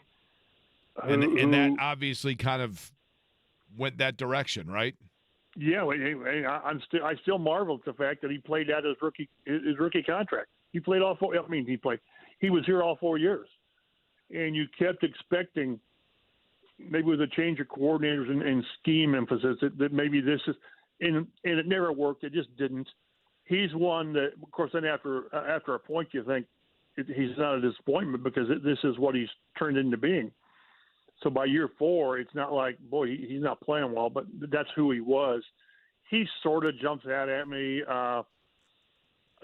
Jacob Eason, what was he? Was he a 3rd or 4th round quarterback? I can't remember. I think it was 4th, right? Yeah, and boy, strong arm and not much else. And of course, we saw how that thing ended up. Those are ones maybe that jump out at me. And when I get off here, I'll think of something else. And, yeah, this guy's more like that. But those jump out at me. Normally in training camp, you've got to really be off your game or not who they thought you'd be. The TJ Greens back in the day with Chuck, DeJon Smith, they were semi-high draft picks who just never got it, never really did much, and they weren't here for very long. But normally in training, especially early in training camp, when you're in that easing in period as they are now, it's really hard for a guy to look that bad. So I don't think we're in that spot yet. Mike Chappell, our guest, Express Pro Tire and Auto Guest Line, where you can hear him, Fox 59 and CBS 4, or where you are hearing him, Fox 59, CBS 4, where you see him and read his work. Finally, Chap, moving forward now, back onto the practice field for the Colts. Just what are we looking for, and the week ahead, what jumps out? Well, they start playing really, real football. They're not in pads all the time. I don't know what the restrictions are, whether it's every 3 practice. I don't know what the restrictions are on pads, but you talk to any of these coaches, and a couple of them mentioned is, when you put the pads on, especially like offensive line, defensive line, you can really get into it and see who's doing what, who all of a sudden it's sort of, okay, this guy isn't what we thought he was, or he's more than we thought he was. They still don't lay the wood to people. You're not going to be thumping Jonathan Taylor to the ground. You just don't do that. You'll give him a nice shoulder, and you're not going to see corners, drilling receivers. When that happens, we get Michael Pittman and Jalen Jones getting in a fight, which if there's ever a fight on the practice field, you always look for number 11 because Pittman's normally in the middle of it, which is a good thing. So I think that the better players will separate themselves, and you want to see. I think Gus Bradley talked about he really wants to see Latu when what you're really seeing is the speed and athleticism because there's not serious contact with the tackles or whatever. Well, now he's got to do that speed and athleticism with really getting hit on his pass rushes. So you just really this is the next step, and it's really where coaches can get a better idea of what they have at their position. Chap, we appreciate it as always. Enjoy the contact of pads of real football, as you call it, and we will talk to you soon, all right? Stay in touch. All right, Mike Chappell joining us on the Express Pro Tire and Auto Guest Line. Jimmy, I've got a trivia question for you. Okay. These always go really well, though I am on a bit of a streak. Are you? I think I'm 2 for the last 2. What do Indiana basketball and the Olympics have in common? In this instance, I do not know, Jake. I must take the L. I believe Charles Haley, I think, is in the same category. That didn't add But for it's me. an Olympic question, which means when I give the answer on the other side, the benefit to that is you're also going to hear the Olympic music theme. It's always nice. And then Dustin, Dopirak. thank you, joins us in just about 30 minutes.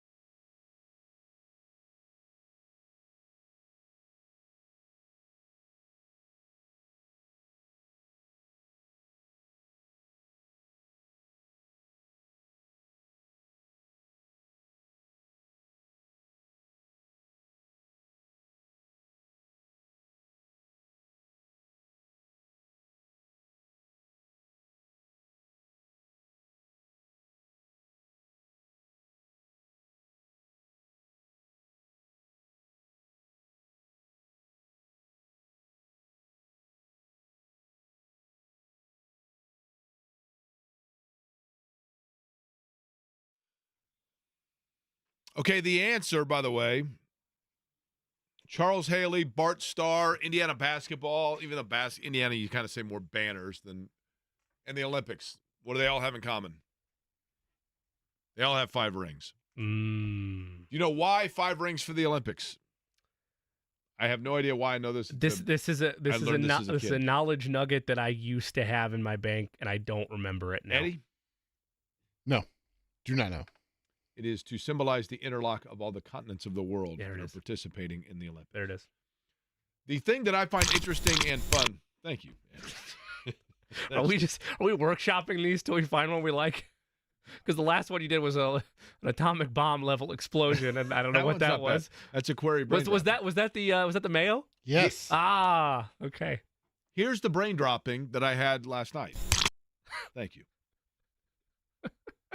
Today like a is bird a hitting a perfect car. Olympic day for me. Okay. And let me tell you why, and you tell me the common theme here, okay? But the schedule for today in the Olympics, you have archery finals, Yes. badminton, Yes. women's basketball, Hell yeah. beach volleyball. No more thongs, by the way. I've noticed that. Men or women? Women, I think. Okay. Boxing, finals in canoeing, finals in cycling, fencing,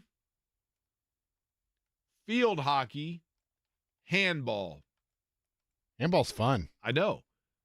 Rowing, sailing. Christopher Cross actually does the open for that. And then others, including table tennis, badminton, I think, as well. I love, and I've said this before, but I'm going to say it again. I love the auxiliary sport. Auxiliary is the wrong word, but the non-traditional sports. Sure, I want to see Team USA in basketball because it has stars that I'm familiar with. But track and field is what we most often think of for Summer Olympics, I think, for a lot of people. But I enjoy the sports that you otherwise would never see, in swimming, of course. But I enjoy the sports that you otherwise never see. Handball is fascinating. I enjoyed every bit of, and I didn't think this would be in my wheelhouse, but I enjoyed every bit of fencing yesterday. On the women's side, you have the Team USA go gold, silver. It's laser tag for people in beekeeping outfits, right? Yeah. I believe Don Staley said after the men's game yesterday that any basketball player that doesn't make the Olympic team should go try out for handball. See that, and there's crossover sport in that, right? To be fair, where you think to yourself, well, the skill set in this would really parlay into this. Now, there are certain sports in the Olympics that where this is the brain dropping that I had. I thought about this last night. There are certain sports that you think to yourself, how does one learn they had a skill there? A lot of kids, not all, a lot of kids when they are young take swimming lessons. When you are in elementary school gym class, whether you're doing like physical education or going for the presidential fitness, whatever, at some point you have to run against other kids. We even had I don't think we had a balance beam. We had a horse, not a horse, but like we had a horse, and then we also had parallel bars where you did very minor gymnastics type stuff, but it all was in the spirit of kids just learning physical ability. Sure. But many of the sports that you see, you're introduced to them at some age where a coach or a teacher or even your parents go, wait a minute, there's a skill there. Which led me to a couple of sports that I just thought to myself, how do you know that you have Olympic level talent? For example, how do you know in sailing that you're better than other people? I mean, are most people going to like their high school sailing team? Like, I made the team in sailing. Isn't sailing what most people, it's just like, yes, out at Wawa, see, we have, it's a lovely, and we go to the Green test. Frog to get beer. You know the test, don't you? Yeah, you get on it and you see how fast you go, right? Common misconception. The actual test is if you like the chai tea, then they take you out there and see what you got. That's probably exactly, right. Yep. Then that means that you have a natural acumen. Here's one that I've always wondered. I missed my calling card. Who in the hell And where does it happen where somebody tries for the first time pole vaulting? How does that happen? I don't know about you guys. My middle school, my high school both had right underneath in the end zone, right? There's the goal post, and then underneath it there's the pad. And you're like, I think that's the pad for the landing pad for the pole vault people. Right. But I don't think they even did pole vault. When we were in high school, I think at some point, and the pad is also there for the high jump, but I had the little mark where you put the pole itself. I don't think we even had pole vaulting. Why, you ask? Well, partially because nobody was like walking around the hallways with a 9-foot bamboo stick that was flexible. And they're like, yeah, I'm just going to point this in the ground and see if I can catapult myself 20 feet in the air. I don't even know. This year's gold medal in pole vault, what kind of height are we looking at? Do we know, Eddie? High. That's all I know. What's the world record in pole vault? What's like a legit pole vault height?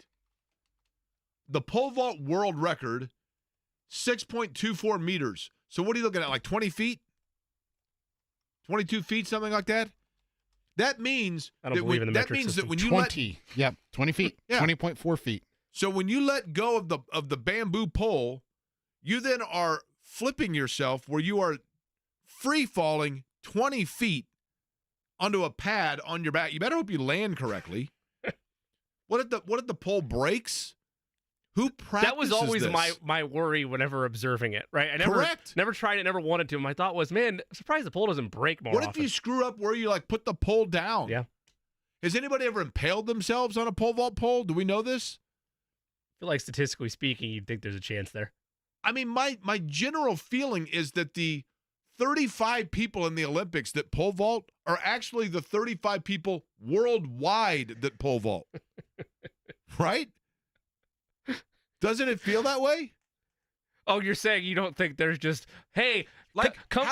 during the Cold War, how did East Germany have a pole vaulting team? Wasn't anybody who actually was able to pole vault living in Berlin, West Germany by then? You don't think in the community notes sections in Kokomo, they're like, coming up on Thursday, we're having a Pole pole vault vault club? call-out Well, club. Decatur meeting. Central has a pole vault part of their track and field team. You went to high school with a pole vaulter. Yes. Well, there's a high school element for certain. Like Who was it's- your pole vaulter in high school? His name is Drew. How high did Drew go? I have no idea. Do you know Drew's last name? Collins. All right. Drew Collins, DC of DC. There's no way that's correct. Yes, correct. He didn't play baseball just so he could get a free monogrammed hat? He didn't play baseball, no. He played football and ran track and field. Participated in that. Okay. And he was very passionate about pole vaulting. I think he went to college for it. I feel like, Jake, How do you transport the poles? that's also a great question. You think they extend? You think it's like a Collapse tripod? It just collapse down? They're fiberglass. Yeah, I mean, honestly, who was the first person that came up with pole vaulting? It had to be bamboo, right? Like some guy with a bamboo thing was just like, you know what? I want to know how high I can vault myself with this. That's the dude that got impaled, but the guy that watched him was like, nah, he did this wrong. Let me try.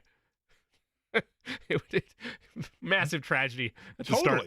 Which sport do you most enjoy watching that you would otherwise never watch? I think this qualifies. I love watching swimming, but I don't watch like Worlds, or I don't watch, I'll read the headlines for that, but I don't sit down and watch swimming at its highest level other than the Olympics. If we're Okay. removing that from the card, Yeah, so probably let me- water polo. Of sports that would normally never be televised. Probably how's water that? polo. Water polo, I think, might be the hardest, like, physically exerting sport. Can you imagine? And apparently somebody told me this, all kinds of stuff taking place underwater. Treading, for sure. No, but I mean, like, they're kicking and pushing, and like there's all kinds of like nasty stuff. The second going on half of the underwater. iceberg is very Correct. dirty. Yeah, Correct. okay. Honestly. Yeah. But think about that. You're treading water the entire Yeah. time. Looks exhausting. So the when you in water polo, the person with the ball that's doing this, and you can't see it. This is radio, but they're doing like couple of fake passes before they pass it. Think about that. The whole time you're doing that, you're treading with one arm. Yeah. If you're in possession of the ball, and then not only that, but my understanding is all kinds of gonad kicking taking place underneath the water. No thanks, right? Big zero on that. What about is it water polo for you? I mean, to steal yours if I did. You're non. top sport that you enjoy watching I because think it's Olympic handball season. is interesting. Badminton is really interesting because it's just, and table tennis, ping pong as we call it here. I mean, It's fascinating. the hand-eye coordination is remarkable. But again, who determined? I mean, most people.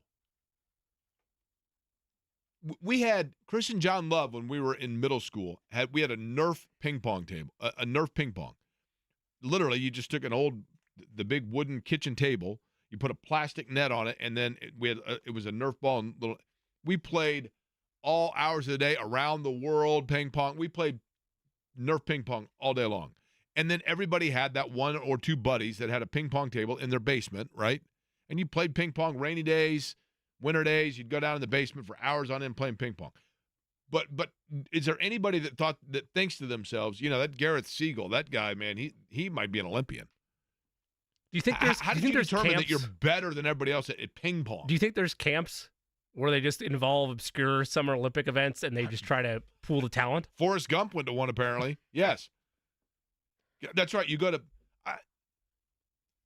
a couple of years ago is it Coffin over here, or Riverside Park that has the hill where the soapbox derby used to take place, Wilbur Shaw Hill off of 30th Street. I went and did a story there because they had an open tryout for the luge.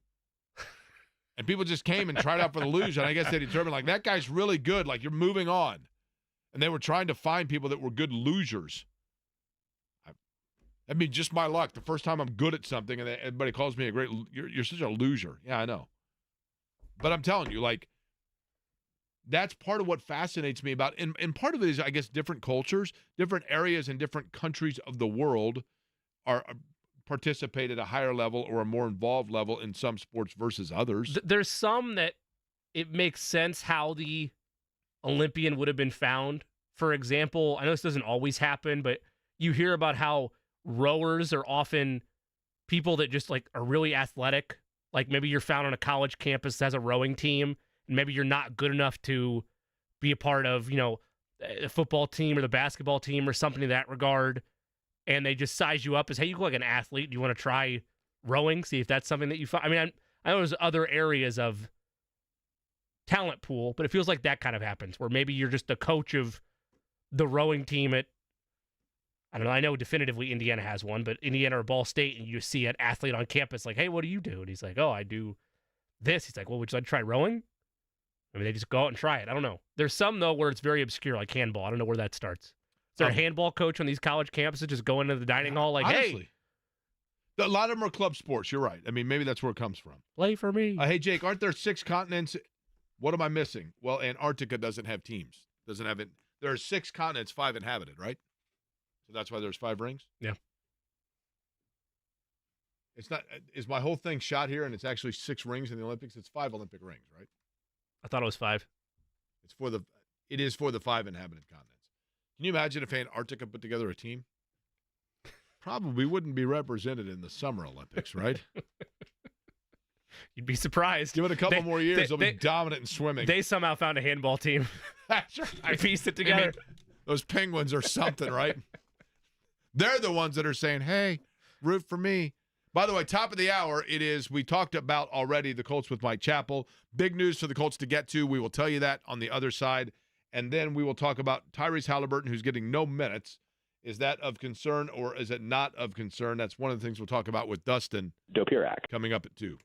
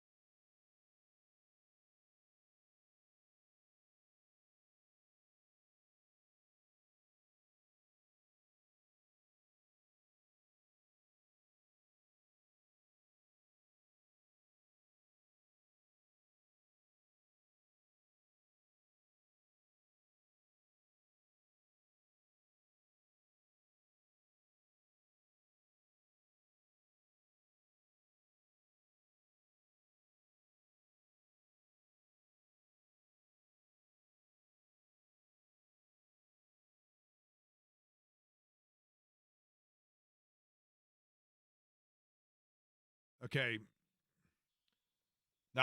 Now people are forcing me to read this from the International Olympic Committee official site. The Olympic symbol consists of 5 interlaced rings of equal dimensions known as the Olympic rings. The Olympic symbol expresses the activity of the Olympic movement and represents the union of the 5 continents in the meeting of athletes from throughout the world at the Olympic Games. That from the Olympic Charter, Rule number 8 from the International Olympic Committee. Yes, I realize that technically speaking, from a scientific and realistic geographic standpoint, there are 7 continents total, but the Oceania Conference and Antarctica do not have people that are pole vaulting around, and so therefore they do not send athletes to the Olympic Games. Give it time. That is correct, right? I'm just saying. These 5 rings represent the 5 parts of the world now won over the cause of Olympism and ready to accept its rivalries. What is more, the 6 colors thus combined reproduce those of all nations without exception. That from Pierre de Coubertin, the founder of the Olympic movement from many, many years ago. I didn't quote that because I wanted to stay away from the name, but good job. Nailed it. Better known to his friends as Pierre DC, by the way. Not to be confused with Doug Collins or whoever it was from Decatur Central that's a pole vaulter. What's his name? Dave Collins? Drew Collins. Okay. Sorry. So Drew Collins did not play baseball, but he was a pole vaulter. Yes. Okay. Also played football. Probably should have gone to Perry Veridian then instead of Decatur Central for what it's worth, right? Okay. I'm just saying. Jimmy, don't. Jimmy, anything good over the weekend for you? Yes. We don't have time for you to fully chastise me for my nerdy nature, but went and saw Marvel's Deadpool and Wolverine, which is their latest box office, extravaganza. That was phenomenal. And then Saturday, took my 2 nephews along with, their mom and dad, my in-laws, and my wife Haley to Notre Dame Stadium. They had an international friendly between Celtic FC from Scotland and Chelsea, the Premier League club. They faced off against one another in South Bend. Now, was this the real Chelsea or like a travel team? It was the real Chelsea, but you could tell that it was exhibition level effort. Celtic. So is, it was is the best. regular roster. Yes, it was. Yes. Okay. But Celtic. How many were there? Oh, the full. I would assume. How many people? Yeah, the attendance, the crowd. It wasn't quite a sellout. There were still high levels of the upper bowl that were empty. But if you go down to the, if you're imagining just the normal level layout of Notre Dame Stadium, not going up into the rafters, that was pretty well filled. I don't have a full number for you. I did not go that far. Eddie, what about yourself? Anything fun over the weekend? I went to Lake Mattoon You got Friday, stuck, Saturday, you got stuck and in Sunday. the mud in a go-kart or a golf cart, right? Yes. That's about it. Did you go in the lake? No. Was that opportunity allowed to you, or Yes. was it not that kind of trip? Okay. I'm with Eddie. I do not get in water that is inhabited by things. I thought that we had this discussion If I off did, air. I'd root for that continent in the Olympics. I thought we had this discussion off air a couple weeks ago, and you conceded that, okay, lakes are probably fine, but ocean, no go. Yeah.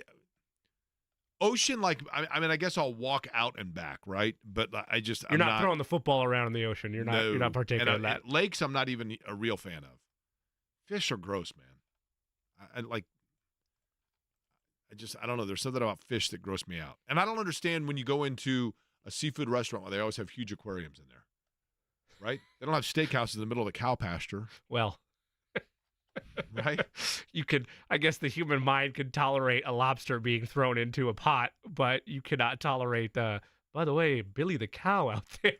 Well, that's true. We had a bass that was on his last breaths, washed up to shore. Oh, really? Mm-hmm. How was he?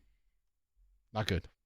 It looked like he got hit with like a propeller, and his tail was cut off. Did you put him out of his misery, or what did we do there? We just threw him back out there. Oh, that's good. Yeah, that's good. There we go, Okay, Billy. I'm glad Eddie said Glad that. you so made now the I effort of getting up here where there's help, but here we go. Like, have at. We have a bunch of kids around, so just threw him out on the other part of the property. You didn't want the kids to see him? Oh, the kids are the one that noticed him. Okay. Poor fella. Should have put him out of his misery, by the way. By the way, Dustin Dopirak. I said it right? Dopirak. Yes. Joins us Nice. next.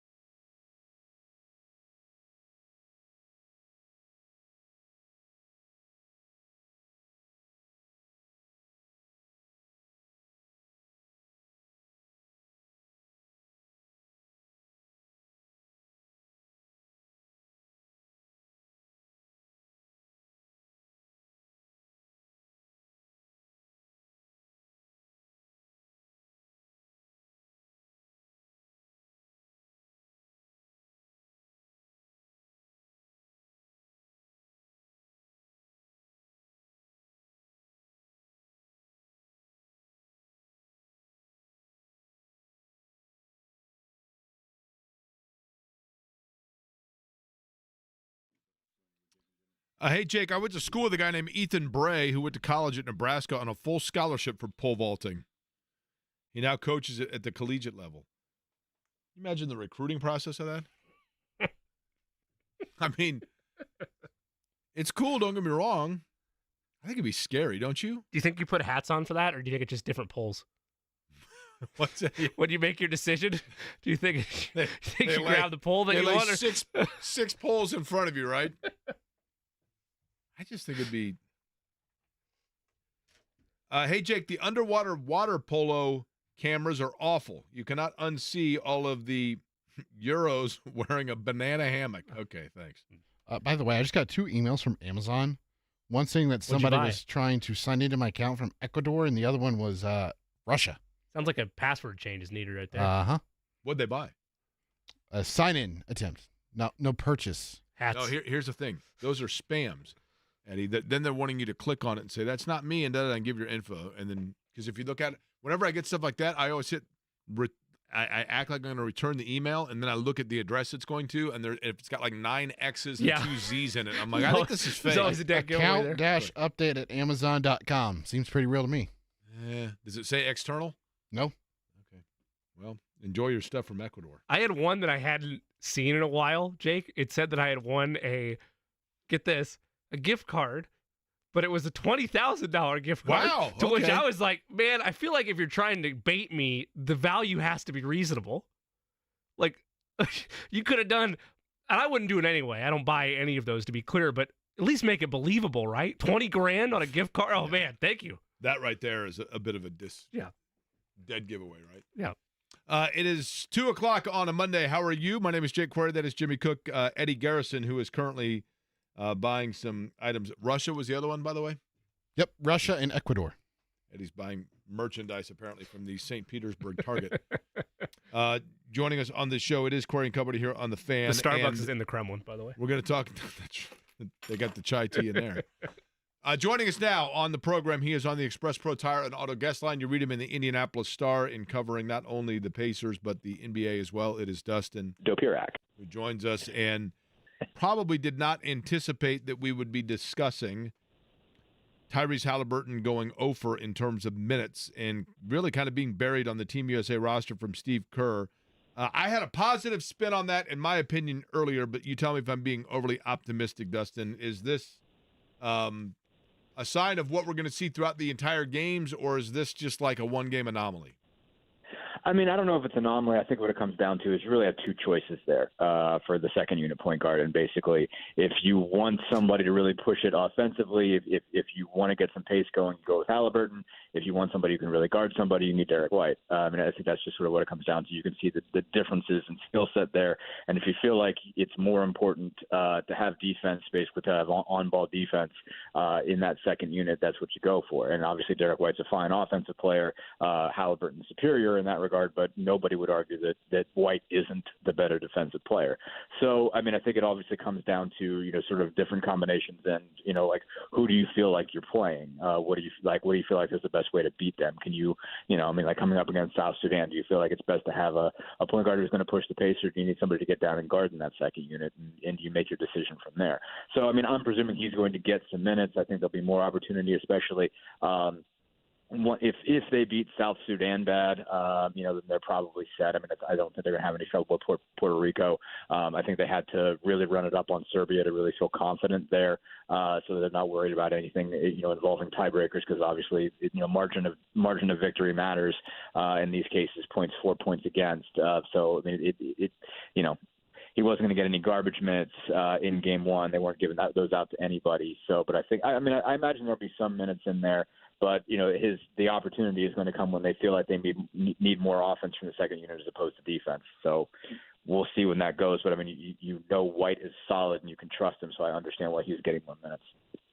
Good news for me, if I'm silver lining this, and I want you to expand on this, Dustin, or feel free to tell me that, I'm being too optimistic. It's a little ridiculous. I realize he's going through practice. I realize there's travel. I mean, there's a lot that goes to it.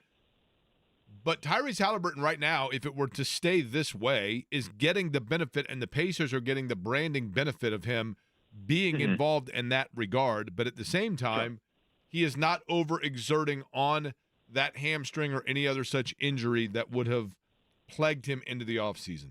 Is that me just being way too optimistic? No. I mean, I think the bottom line was, like, I mean, whatever he could do to be a part of this, he would have wanted to do. If you told him, if you told him before this started, like, hey, you're not ready, like your hamstring is not going to be ready, but you're going to get a uniform and you're going to go get to hang out with those guys and be a part of that group and practice and, just be there with Kevin Durant and LeBron James as they, go after a gold medal, he'd be like, yeah, I'm in for that. I mean, you obviously see bits and pieces of him on the bench. He's happy.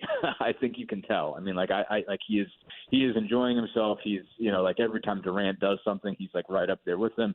He's trying to learn from this. I mean, he's trying to get as much of this as he possibly can, and it's valuable. I mean, I think obviously he wants to get playing time. I don't think that's something you should root against necessarily. I mean, like he's and I'm sure at some point he's going to get some run. Get to put that jersey on, get to run out there with Team USA. At some point, he's going to get on the floor.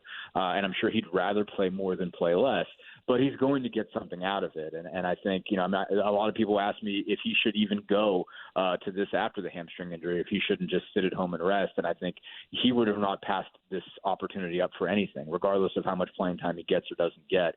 He's going to come out of this ecstatic, and he's going to try to make the most out of it. I mean, like, if Tyrese, like he doesn't have any problem just asking a player, well, why'd you do this? Oh, that was really cool. Oh, I saw you did this well. Like, he gets, he wants to pick these guys' brains, and he's not shy about it. So he's going to come away with a lot of knowledge from this no matter what. And so, yeah, I mean, like, there is a benefit of not playing much. I mean, like, at this point, I'm trying to think the last time we saw him. I think it wasn't his camp. I think it was the court thing, and I might have seen him one time since then. But he seemed like he was making progress, and he wasn't all that forthright about how he was feeling for most of the second half of the season anyway. So I don't know if he's better off or not as far as the hamstring is concerned, but it's valuable regardless for him just to be around this thing. I think he's going to make the most of it. Pacers beat writer for the Indy Star, Dustin Dopirak is our guest. Joins us on the Express Pro Tire and Auto guest line. Dustin, thank you, Eddie. I don't want to undercut what this means for Tyrese Haliburton to be a part of this team, because inherently with it, being on this team, being a part of Team USA means you are one of the very best players, not only in the NBA, one of the very best players in the world to be able to be a part of that roster. He earned that, and as far as I'm concerned, he has solidified himself as one of the faces of the National Basketball Association. He is being used, albeit a very brief clip, he is used in that NBA on NBC montage they just released, hyping up the return to NBC broadcasting in 2025. You're seeing him in those brief clips as, oh, there's Jason Tatum. Oh, there is Luka Doncic. Oh, it's Tyrese Haliburton. Like, he is a face of the league. That is, you can argue how much of a face, but he's a face of the league. He's arrived on stage as a superstar. That said, and I know this doesn't make for great talk radio because Boston radio is likely losing their minds that Jason Tatum, NBA champion, isn't a part of any minutes the other night. But when I look at Tyrese Haliburton, I look at this roster, if LeBron James plays that way, if Kevin Durant goes perfect in the first half and finishes a game 8 for 9, Steph Curry does Steph things, and they play that well defensively, it's not going to matter, right? Like, it's ultimately not going to matter how much playing time he gets, because the guys that would be perceived as better than him are doing their job as the very best in the world. Am I framing that in a way that doesn't undercut the honor Tyrese Haliburton has with this team and how good of a player he is? Because I'd say the same thing about Jason Tatum. Doesn't matter if they don't play him. They don't need everybody on that roster if the guys that Kirk calls upon do their job. Yeah, I mean, for the most part. I'm trying to think of how to – I mean, I still think they got to get Jason Tatum some minutes. I mean, I was really surprised he didn't play because, I mean, there could be a day in this tournament when he's their best player. Like, obviously, if LeBron and Durant are going to be vintage LeBron and Durant and almost better, the other night those guys were just absolutely unbelievable, then in a way it doesn't matter. I mean, at the end of the day, like, this is LeBron and Durant's last ride and Curry's, first and possibly last ride. So, like, it is more about them than it is about anybody else. But there could be a time when you need Tatum to carry you. Devin Booker's the only one. Devin Booker's the only one, whether it's Tatum or Haliburton, that I would look at and say, I mean, right. I think that there's better catch and shoot opportunities than what Devin Booker brings to the table, and I think they're better ball handlers, quite frankly, than Devin Booker is. Right, yeah. But I mean, Booker had a really good game. He did. Too, He did. Also. I think he hit 4 threes, and he can defend. I mean, and they all can. I mean, like at the end of the day, just in terms of like, total accomplishment. Who am I? I'm taking and just total tools. I've certainly played Tatum over Booker. But Booker's played really well, and he is good. And so they're all good. That's why they're there. So yeah. I mean, I think, to your point, if they win the whole thing, we're not going to be talking about any of this. And again, like for Haliburton and for any of those guys, like it's just going to be a cool moment to be a part of. I mean, like when they do documentaries of, LeBron and Durant or, whoever, or this team, 20 years from now, it's going to be cool for them to say like, yeah, I was sitting right there when Durant went 8 for 8, to start the game. I mean, like that stuff is all going to be cool for them. And Haliburton is still going to have a lot of opportunity to build his own legacy beyond this, again, he's 24. Like he's got so much time to add to this and to take something from this. And so, yeah, I mean, I think you can still say, this next year you're going to see the Pacers pumped up. You're going to see the Haliburton be more of a face of the league, regardless of what happens for them in this coming year's playoffs. They're going to be scheduled as a team that was in the Eastern Conference Finals last year. So you're going to see a lot more of him on TV. And he's going to be acknowledged as an Olympian, regardless of what happens.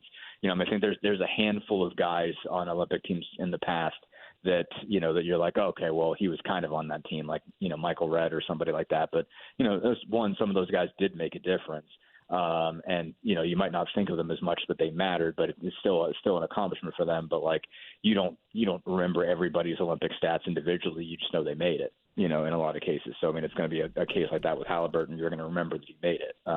If he zeroes out on minutes the entire tournament, you might remember that part. But still, it is going to one way or another be sort of a feather in his cap for what he's accomplished as being a part of this team. Dustin, since we last talked to you, the Pacers have solidified Andrew Nembhard. They brought back Johnson. And now it's kind of a cleanup, if you will, at the bottom of the roster. I know that, if I'm not mistaken, they extended Quentin Jackson, or they committed to Quentin Jackson. Where do things stand in terms of last moves now that need to be made for the roster itself for Indiana? Yeah, obviously there's a possibility they do an extension for McConnell. He's under contract for this year anyway. He's guaranteed. He just had to get past the day after the draft to be guaranteed his deal for this year, but I think they'll still look to make an extension. But as far as the bottom is concerned, they also, on the same day they announced Quentin Jackson's two-way, they also announced Tristan Newton's two-way. So those guys have 2 of those 3 spots. I think basically Kendall Brown's contract is not guaranteed. That's the only one of the sort of the 15 full-time contracts. It's guaranteed if he's still on the team at the opener. So I'm presuming he will at least get a chance to, he'll be in camp and whatnot. But I mean, there's a possibility that they go another direction. Kind of did not have a particularly standout summer. And then there's that last 2-way contract. And presumably, if you draft a guy, like they haven't signed Enrique Freeman yet, presumably he gets the last one. But that would mean presumably parting with Oscar Tshiebwe, at least giving him the opportunity to look elsewhere. Certainly you would think that he would have a spot on the Mad if he wanted it. But if somebody else wanted to give him a 2-way, he would be available for that. So, I mean, again, I would think, I wouldn't think you'd let let a draftee walk when you just picked him up. But, I guess they have the option to do that, just not sign him. And instead decide to go with Tshiebwe. But that's kind of what it comes down to, is really down to those 2 guys for that last 2-way spot, unless they want to waive Kendall Brown and try to keep both of them, which I guess they could do. Or obviously they could decide they don't want any of the above and go try to find somebody else. That wouldn't be, it wouldn't be like really sparking on somebody's radar. But and certainly they're in a case where they're getting closer and closer to that luxury tax. I think there's not much distance between them and the luxury tax number at this point, so they're not going to go crazy with anything anyway. But those are kind of the last decisions left to be made, and they may have already been made in the minds of the executives. But basically, those are kind of what the last spots are for. And when you look at like the 2-way contracts, what percent of, if you got 2 guys that you are looking at in putting on a 2-way contract, are the 2-way contracts more motivated by this is a player that we really think can be somebody we could use in a couple years, so we want to keep him in our property here? Or is it this is a player that has a specified skill set, but it's a skill set that we might have to call upon at some point this year? I mean, it's a little bit of both. It's sort of looking at development, looking at also, I think primarily before anything else, basically, like if you feel like you have a guy that, is a couple skills away, or some development away from being a guy that you could really, really trust, I think you go with him first. I think so that suggests to me that Enrique Freeman has an advantage because he's a guy that can really, really rebound, but he's also a really good athlete. He's a guy I think you can trust a little bit more when it comes to just sort of lateral quickness and defending and ball screens. So I think that those sorts of things I think do help is looking at a guy and believing, that he can matter, and then you kind of go down the train from there. Like obviously, you would give him a full-time contract if you really, really believed in him. But I think you do consider all of those things. Like you said, I think you have to consider the possibility that like if a couple guys get hurt, can you trust them now? Would you be willing to run him out there? Do you think that he could handle 5-10 minutes a game if you had to, if you had some guys sick and you had some guys hurt, would he be able to pull that off? So you kind of got to balance both. And I think they sort of drafted for that. Basically, I think Newton's a guy that you more look at and say, how much better is he going to get? I don't know, but you feel like you can trust him to do what you're asking him to do. Where Freeman might be more of a guy that you look at and say, okay, like there's still growth opportunity here. And if you give him some time in the G League, maybe he turns into somebody that you can really trust. You got to consider both of those things, and that's I think part why they increase those so you have more options and you can kind of think both ways with the two-way deals. Sheboy to me is just intriguing and interesting because he does have, if there's a specified skill set he brings, it's the one thing that was illuminated to me about Indiana in the postseason that they lacked, which was consistent rebounding. But it appears as though there just isn't enough else there for them to go ahead and commit. Fair statement?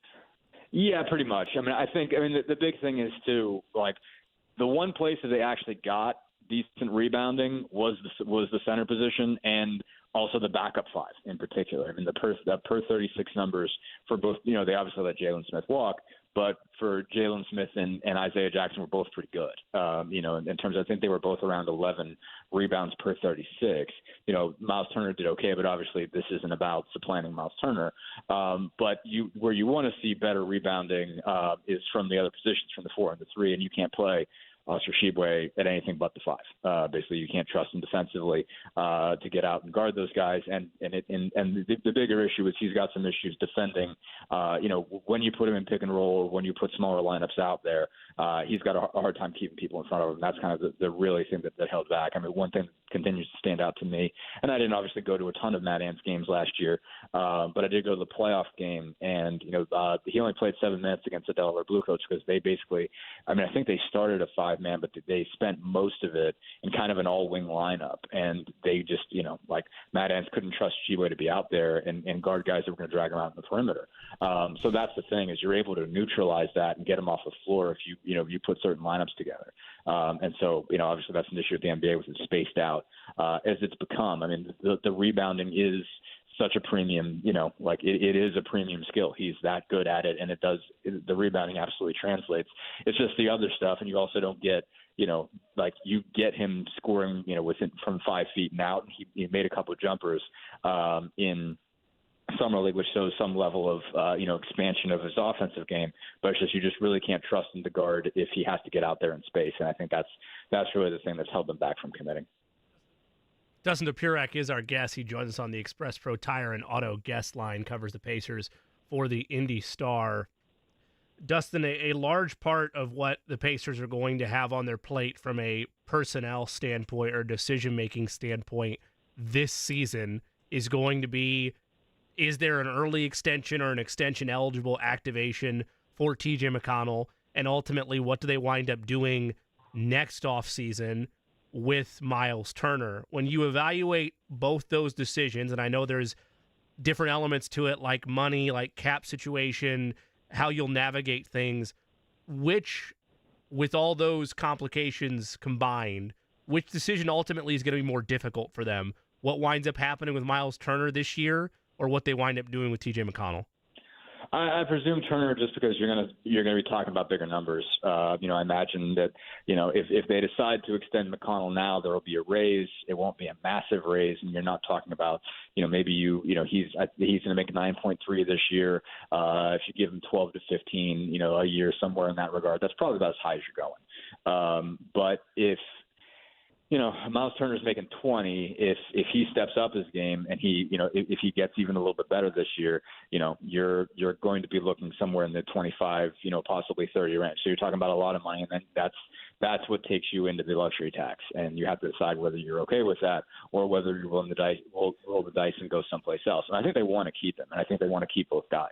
At the end of the day, I mean, they have certainly indicated as such that they're happy with what they're getting out of them. They feel like both of those guys are important pieces to the puzzle for them, making all the things work. I think they really like what Miles has done as a pick-and-roll partner with Haliburton being a guy that's a real three-level scorer. I think they really like that. The ability to score from three levels and block shots is something they really like out of Turner, and they feel like that's a premium. But again, they have started upping the amount of money they're spending. They are right there on the edge of the luxury tax.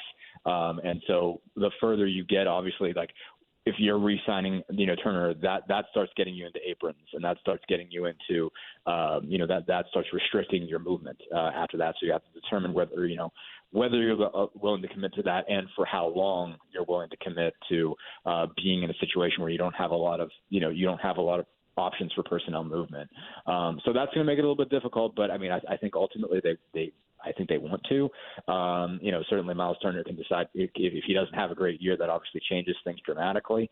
I think that's something they'll obviously monitor throughout the year and decide what kind of direction they're willing to go with that.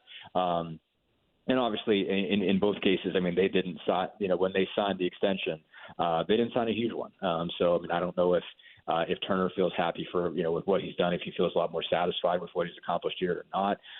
We'll see in terms of where it goes for each of them. If he wants to look out on the market, if he wants to look into going someplace else, or basically what they're willing to do. So that's the more interesting one to me. I think McConnell gets a raise, and but not a drastic one that again might put them in the luxury tax, but doesn't put them so deep into it that losing somebody else doesn't get them out of there.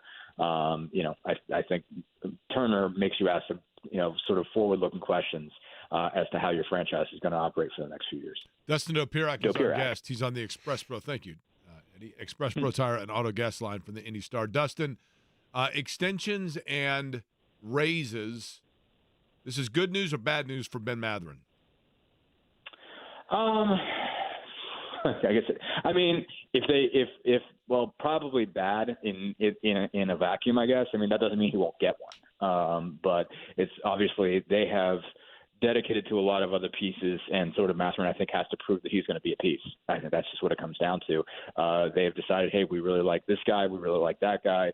Nemhard, Neesmith, Toppin, Siakam. They have sort of kept a lot of guys and sort of identified them as sort of cornerstone pieces that they believe in. And so I think Mathurin has to make his case at the end of the day. That doesn't mean he won't. Obviously, the fact that they're willing to spend this kind of money tells you that they really like what they have. They really like their talent. They believe in it. They think it's taking them someplace. I think they still really believe in Benedict Mathurin. Anytime you hear Rick Carlisle talk about him, they think he can be an all-star caliber player. But if he doesn't make his case this year, then they might let him walk. So we'll see how that goes. I think, I do think they were happy with his development last year, even though his numbers didn't make the jump that a lot of people might have hoped. I think they do feel like he got better at what they wanted him to, which was, just getting better at operating within the system. And so if he can continue to do that, if he can be productive within the system, and, still show off that sort of one-on-one, scoring capabilities he's got, but, sort of keep it within the confines of what they do, then he's got a chance of getting a pretty big feel like, Dustin, massive one. I feel like the prognostication of what he's going to be, Mathurin to me is the most enigmatic, because it's the hardest to pinpoint and pigeonhole what exactly it is that they're wanting him to be. And I don't mean that as a negative about the foresight, but, At first we thought like this is the guy, this is the face of the franchise. Then it's Haliburton, and then it's he's a great complimentary piece. Then you kind of forget about him, and it goes up and down to the point where I could see him even being like, I don't know exactly where it is they want me to mesh. Is that overthinking it? No, it's not. I think it's just a question of like can you make these two things that only kind of fit? Like it is. There's a little bit of a square peg in a round hole kind of thing, but they're sort of believing that they can hit it with a hammer enough times and get it in there. So it's interesting to see how it's going to go. I mean, I think, like Carlisle will tell you, Mathurin has as good of one-on-one skill, the ability to sort of score one-on-one in isolation as anybody they have, but they don't want to necessarily be an isolation team. But they also believe that you could take that skill set, keep it within the sort of, free-moving, frenetic, move the ball, most passes in the league style that they play, and that it can be pretty good. It just requires him to have a different mindset than he's used to having, which is, all right, I'm going to slow down, take a couple crossovers, and then just, dribble past you, drive right at you, get fouled, do whatever it is that Mathurin usually does to get buckets. It's just this group is just more wide open. It shares the basketball. Like they believe in spacing, they believe in constant movement, constantly moving the ball. Can he take that skill set and make it fit within this? Is really what it comes down to.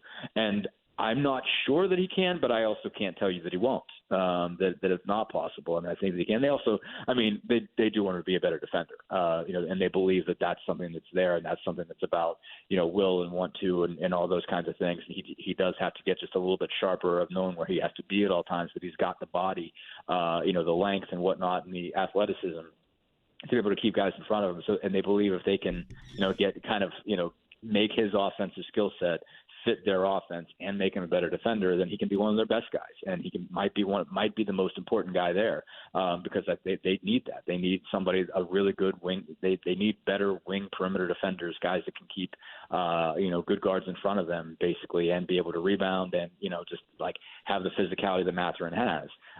So I think they believe that there's a possibility that he is the missing piece that they need, but there's also a possibility that he just doesn't fit, and they're going to take some more evidence to find out which way they're going to go. If I'm him, I'm saying to the Pacers, like, wait a minute, you gave Haliburton 252 and he's a human turnstile. You want me to suddenly defend? Although I guess part of that's because of the former reason. Dustin's on the Express Pro Tire and Auto guest line. We appreciate it. We'll talk to you again coming up, all right? Sounds good. Thanks, guys. All right, that is Dustin Dopirak, the Indianapolis Star. Do you want to know another brain dropping I thought about yesterday, guys?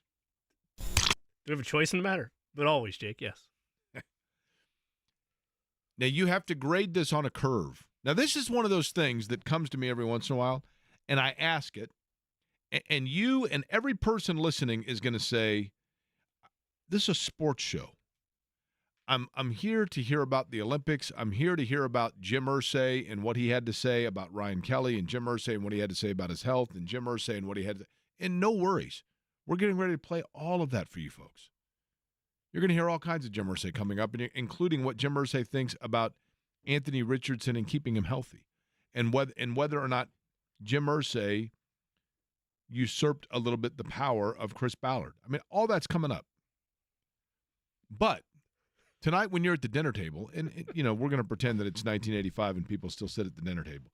When you're at the dinner table tonight, Billy, how was your day? That's right. And you're going to say to your wife, your husband, your boss, whatever it might be. I heard a guy ask a question on the radio, and I got to admit, at first I thought it was the dumbest thing I'd ever heard, and then I got to thinking about it. It's a pretty good question. Jake, by the way, I used one of your brain droppings. Oh, yeah? In dinner conversation last night. See, this is what I do, Eddie. Otherwise, what do you people do at the Garrison house? You sit and you stare at each other. It wasn't my household. And then I bring that out, and what question was it? Why don't I tell you on the other side? Well, I got to ask my question first, though. You ready? Yeah. Okay. You have to grade this on a curve. And when I say grade it on the curve, I mean you have to take into consideration recency bias. And if the answer is someone of recent ilk, you have to compare it and think to yourself, okay, but in comparison to the grasp of someone from long ago. And what I mean is this. Here's my question. Who are the 5 most famous first ladies of all time in the United States? Now, I'm not asking people's political leanings or viewpoint or whatever else. The 5 first ladies of the United States that have the highest level of people recognition, name recognition. People know who they are. People like, they most recognize. If you see their name on a sheet of paper, you say, she was a first lady of the United States.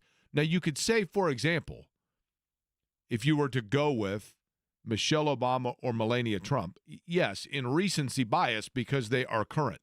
But will they, 150 years from now, 200 years from now, will they be as famous as, say, Martha Washington is today?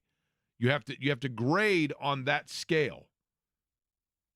So if you are, I'm talking about in another 200 years, who will still be the 5 most well-known, or who are the 5 most famous faces for. Now, when I say that, you think to yourself, that's the dumbest thing I've ever heard. But then all of a sudden you're going to say to yourself, well, but wouldn't it be so-and-so?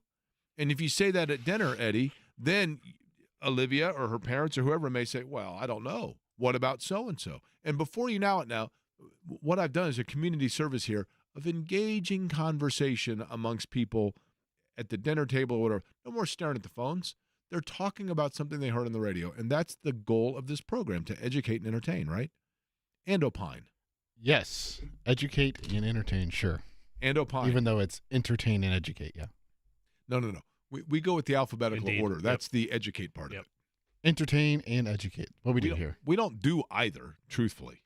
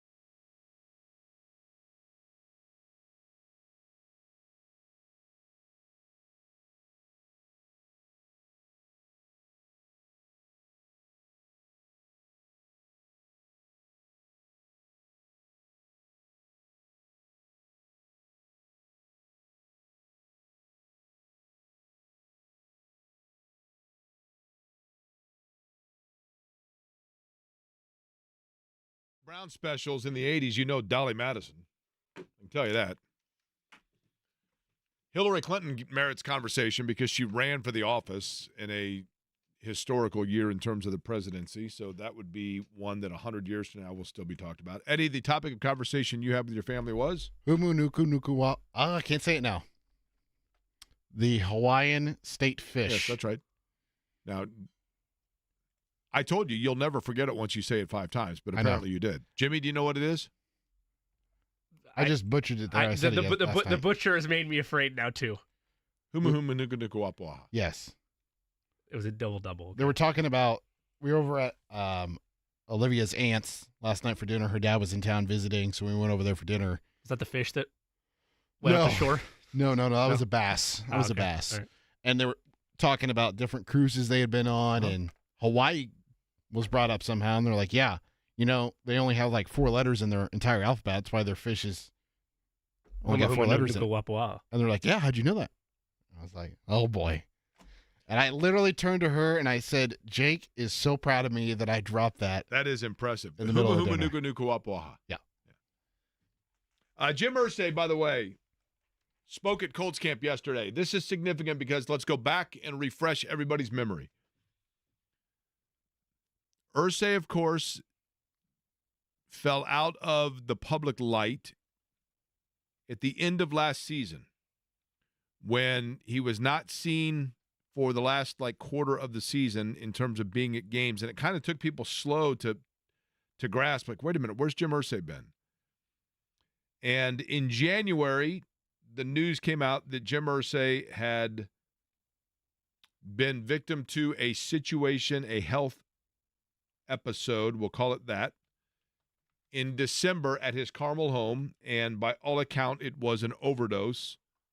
Although I don't know that that was ever actually officially confirmed, but it was confirmed by the reports that he was administered Narcan. So that would lead one to believe that it was, in fact, a drug-related incident. But things went crazy from there in terms of the speculation. We all got him fairly credibly at different points of he is in a coma, he is not responsive, he is on a ventilator. There were a lot of things out there, and I'm not saying that to say that they are true, not true, whatever else, but, oftentimes perceptions can become almost a reality. And in this town, when it came to Jim Irsay and the question marks of what took place, there were people very, very credibly that were saying that they were discussing a transfer of power, all of it. Fortunately, those things were not correct, or at least did not in long term turn out to be correct.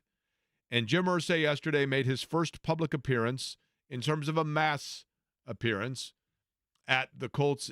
And a lot of this, by the way, concern for him was added to the fact that they canceled a lot of his appearances for the Jim Irsay Band and the Jim Irsay Collection, which are he is very passionate about. But he's passionate about the Colts. And yesterday he appeared. He talked to Mike Chappell on Saturday. He was at Grand Park yesterday. He has had surgery on his back to try to strengthen his leg. I believe it is his left leg. And he was in a golf cart, which he did not get out from nor stand up and walk around. But the question became the first and foremost, and that is the health of Jim Irsay, who it was good to see yesterday. And the question was asked simply to Jim Irsay, how close are you to 100%? Very close. Like I said, it's frustrating because, the left leg just, doesn't have the push off yet that I need. I can stand up and those sort of things, but in terms of walking and that sort of thing, it's hard to say exactly how far I'm away from that, but it's not far. God knows I've been working hard just to bring myself back because, man, I tell you, it's hard work. So that was Jim Irsay yesterday, and then things turned eventually to football. And one of the storylines for the Colts that was interesting at the outset of camp, and yes, Ryan Kelly was asked, as has been the case for the last few years. We have documented it on this show that Ryan Kelly, the Colts starting center, has been very transparent, very likable player, and a very good player, obviously, but very transparent about some of the challenges that he has faced, not only from a health standpoint, concussions, for example, but also from a mental health standpoint with the tragedy that he and his wife had in losing a baby, the depression that came from that. He told Kevin Bowen and I last year at the outset of camp that he was playing way underweight for the year that he came back, and his game struggled as a result of that. And there were a lot of things that led people to start kind of becoming the annual question of, is this year Ryan Kelly's last? Is this year Ryan Kelly's last? He was asked that question at the outset of camp this year, and he said, in terms of a contract extension, the Colts made it clear that they're not interested in that right now. And so it is what it is. And Chris Ballard then discussed it and basically said, and I'm paraphrasing, look, we have a history, and we're proud of our history of taking care of our own and rewarding players that are good players. But in terms of the immediacy of an extension, we're not there yet.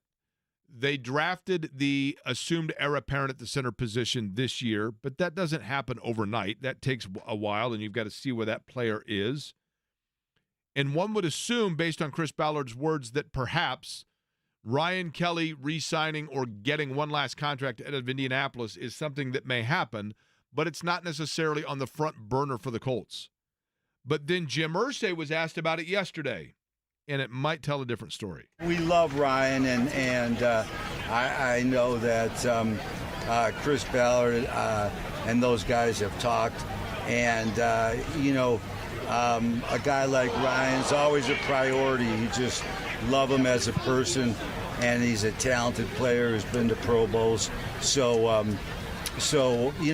hope everything works out well there, and no question, a Pro Bowl center's a priority. So I hope that things work out well, and I know Chris is talking with the agent, and we're hopeful. Okay, when he says not once but twice priority, and then he says the owner does, I hope, that to me, if I'm Chris Ballard, I'm hearing that going, okay, that just actually overemphasized what it is. Now I know better my checklist of things that the owner probably wants to see me do. And to me, that soundbite, Jimmy, quite frankly, is good news for Ryan Kelly and better news for those that are representing him in terms of a new deal. Yeah, I mean, it gives you a sense of leverage, and that the owner has now publicly praised you in that regard, and you would like to get a deal done. But it gets to a point, right? You brought it up earlier, Jake. Is it a checkmate type of move that has happened with what Ryan Kelly either purposely or inadvertently has orchestrated here, where he goes on record saying something, Chris Ballard basically says we don't talk contracts, and then and then Jim Irsay basically comes out and blows the whole thing up by saying, oh, we love Ryan, he's a priority. You highlighted that. He said it twice within that quote, but it ultimately doesn't become a full checkmate unless Chris Ballard winds up giving out that extension. There's an argument to be made on both sides, whether or not you want to go ahead and pay a little bit of a premium to get 2 or 3 more years of a commodity in the trenches, protecting your quarterback that has been as good as anybody in the National Football League. I wouldn't have a problem if they decided to go ahead and retain him. In fact, I would lean towards doing that, because what you're banking on is an unproven aspect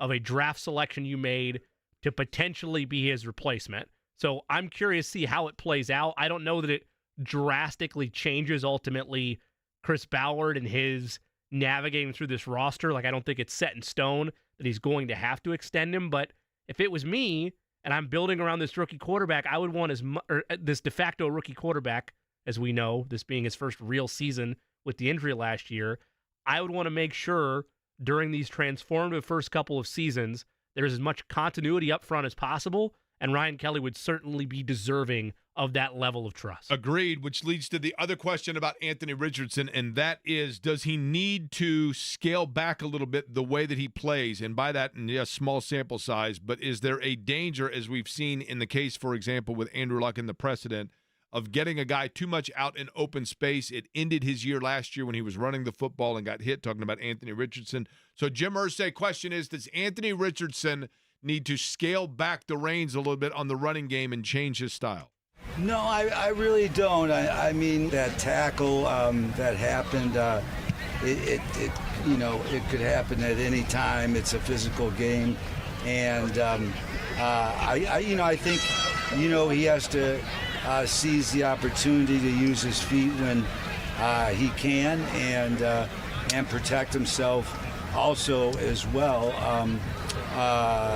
And he knows that, and at the same time, though, we drafted him because we know his feet, that he can be dangerous and pick up critical yards at critical times. So I think his style is great, and we're just really looking forward to him having a great year and throwing and running, certainly more throwing than running. The important thing there is I think Jim Irsay sounds pretty good. He sounds good. He sounds healthy. Yeah. And you hope, and certainly for that moving forward for him. We have tickets to give away for the State Fair. Is that correct, Eddie? Yes, we do, Jake. And we're doing that how? Well, somebody has to call in first. 239-1070 is the telephone number. That's 239-1070. And we are going to do what number? Just simply pick it randomly? Sure, why not? At 239-1070. The Great Indiana State Fair gets underway when? This weekend, right? I love the State Fair. I believe on Saturday. Got to do the lap around the State Fair. You got to get a corn dog. You got to get a big ear of corn. My only worry is that usually means it's towards the end of summer. But we're going to give what number did you say, Eddie? Well, the lines are full, so you can pick a number. How about you pick one randomly? How about Jimmy picks one randomly? Jimmy, go ahead. We actually have 5. 2 minutes here, Jake. If you want to play quickly, get to know your listener. Okay. 5. Caller number 5, do them roulette style and put them on the air. You are on the air, caller number 5. What is your name? Tim. Tim, you said? Yes. Tim, you sound like a nice guy. Are you driving right now? Safety first, 10 and 2 if you are. Yes, I am. Okay, where about are you? Can you give us a traffic update? 65 south side, going southbound, pretty clear. Okay. Tim, if you're like me and you're on 65 from the south side, but you're going north towards downtown, how many years will it be before you get used to the fact that in order to go 70 off to the right, you actually need to get to the left-hand side, and in order to go 65, which curves right, you got to get to the other side? Do you know what I'm talking about? Exactly. I don't think we'll ever get used to that. Last time I was trying to get to 65 north, I ended up in Dayton. Very confusing to me. Tim, have you called the program before, Tim? No, I have not. Okay, first-time caller. We appreciate that. We're going to play a little get-to-know-your listener. I don't know if you're familiar with the show or how we do this, but we've had a lot of success with it. Kids in particular with the research love it. Tim, how old a fella are you? I am 57. 57-year-old Tim. That would put you in the graduating class somewhere around 85 from high school. Is that right? 86, correct. 86, and that was from what school, Tim? Franklin Central. Franklin Central, the Flashes. Now they won a state football championship around that time frame. Am I right? They won in 81, 82, and 83, and we kind of had dark years until the year after I graduated. I was going to say 87. They had a really good year, right? 87, they went to state, but I don't think they won state. No. Now, do you know Chuck, the guy that sells newspapers out at the Speedway and is a lifelong diehard Franklin Central fan? Do you know who I'm talking about? Yeah, Chuck's been there for quite a few years. Chuck is the best. Yes. Okay, Tim, lastly, and since you're new to the program, and we very much appreciate it, and I want to make sure that you know this is Query and Company. You might have thought you were calling a different show. Yeah. No. How long have you been listening to the show? Probably, I'm off early today, so I normally cannot listen to it.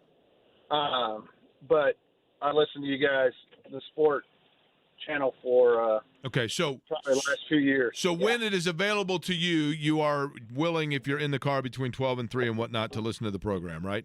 Exactly. Okay. Always on. Yep. Well, Tim, we very much appreciate it. Do you have kids, by the way?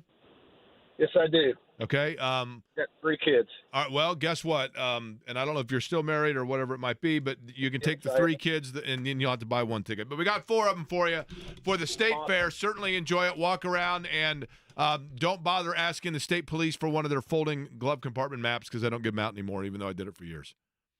Did Tim drop off, Eddie, or did you put Tim on hold?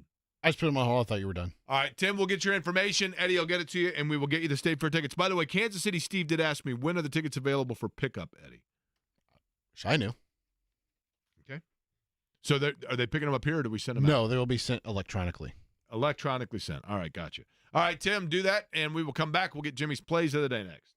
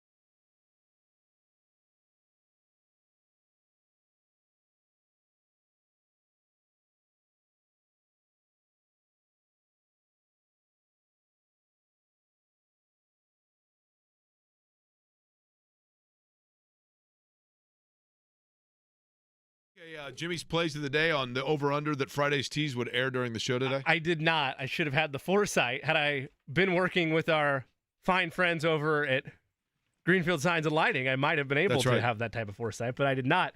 Today's plays of the day, mix of baseball and the Olympics. First, the gold medal for the 100-meter backstroke in men's swimming takes place today. We'll take Ryan Murphy of the United States to win a medal. Additionally, we will take a double bet here. We're going to take Lily King in the 100-meter breaststroke, Indiana's own. That is the medal round of that event. We will take her to win a medal. That's at minus 125, so she's going to get on the podium. We're going to double dip. We'll also take her to win gold. That is plus 700 odds for Lily King to bring home gold. Those conclude your Olympic bets in baseball. We'll take the Philadelphia Phillies to win on the money line over the New York Yankees. We'll also take the Kansas City Royals to win outright over the Chicago White Sox. Eddie, any plays for you? No, sir. Those are your plays of the day. By the way, the Chicago White Sox, I was in attendance for their last victory. Were you really? Do you know that? Doesn't surprise me. It's been a fire sale for them today. They've traded 3 players. Riding a 13-game skid. That's awesome. As we speak. J&V has walked in wearing his Hooks shirt. This is good. Dependable drugstore, indeed. I bought a lot of baseball cards at Hooks back in the day. Were you Hooks, Haig, Rexall, Okay. Farmore, Super X? Farmore kind of started to put the dent in all of them, right? Because they were the big That was a elephant Terre that Haute. came That's where I in got and- my warm beer. Hegg was okay, but Hooks was the deal. Now, my dad worked at Jordan Pharmacy, Yeah. which was obviously predates all of those. But I did like Hooks. What you got on the big That's where I program got my today? art box back to school. Oh, yeah, of course. Your back to school art box. Yeah, my art box was Major League Baseball teams. Yeah. Football teams for me. Yeah. And you got your I still have NFL the pencils. lunchbox. You have NFL pencils. There was nothing. Because I was a big Bears fan back then, I never used the Bears pencil. Yeah, of course. You couldn't Yeah. use the one of your I favorite always teams, used right? the crappy teams, the teams I didn't like, pencils. Like Green Bay, St. Louis like Cardinals. the Chiefs. Nice. Yeah. There you go. And that dump of a stadium. they Yeah. had. The Chiefs were dull back then, right? Arrowhead's a Joe beautiful Delaney place. was cool, though. I'll give you that. The Chiefs. What's on the big program today, John? We're going to do Phil Steele, college football. That's how you Nice. know college football is ready with Phil. He's got the Bible of college football. I'm going to right? lay it out there for him, and he's going to answer it. Phil, Stephen Holder, Colts, bad news. That's a bummer of a story today. Yeah. Yeah. Losing, you're down an Achilles injury, right? Yep. For Samson, again, Ebukam. Ebukam. Well, you have It's a to mental hurdle. have consistent production up front because let's just face it, your secondary, Oh, man. especially with that corner position, is not going to be able to last. And this is Hey, man, just, Juju Brents made a big play yesterday, John. yeah. I think it's just it's the Julian totality Blackman. of the area, So did Julian Blackman. right? But Juju Brents did See, too. that's part of it too. When Anthony Richardson has good days, right? When he goes 11 for 11 or whatever, then you have to think about, all right, who's he throwing against? The Colts secondary. Right. That's what's happening. So there's like good and the bad with all that when you're playing yourself. But man, the Samson Ebukam injury is awful. That is And he awful. played really well for them He last did, year. absolutely. He was a really There good was a player guy for that them. we didn't really talk about either Yeah, you're right. as being significant, and he was. And you just don't want to see this happen regardless, but this is certainly significant. John, are the Reds going to trade Jonathan India? What a Double joke. machine. Can they get rid of the nerd? The Nerd's awful. The Nerd, get rid of the Nerd and David Bell. I know Lance McAllister loves David Bell, but he's awful too. You see, what was it with the Hunter Green blank show the other night too, where he had such a pitching performance, and then they put in Lucas Farmer and Buck Sims, and Lucas Sims comes in. And Hunter was Green that did- yesterday where he he did walked puke in on the the winning mound, didn't he? run? That was Walking in the yesterday. winning run. And it only happened because the catcher didn't catch the ball. Yeah, On a strike exactly. three. Yeah, straight through. Lucas Sims, but yeah, I'm over the whole thing too. This is supposed to be a good year, I mean, what's And a good year anymore, more the right? I same. mean, it's for the Reds? Yeah, one good month basically. That's a good Right. year since 1990. I know 95 was a good year. They had a couple of decent years, but yeah. By the way, is it raining outside? I thought I heard thunder a little bit. Thunder, thunder. Great song, by the way. AC/DC, Great Thunderstruck. Song. What's What the year is best? it? AC 91, 90, yeah. something like What's that? your favorite AC/DC song? That's way up there, but I would probably go with Money Talks.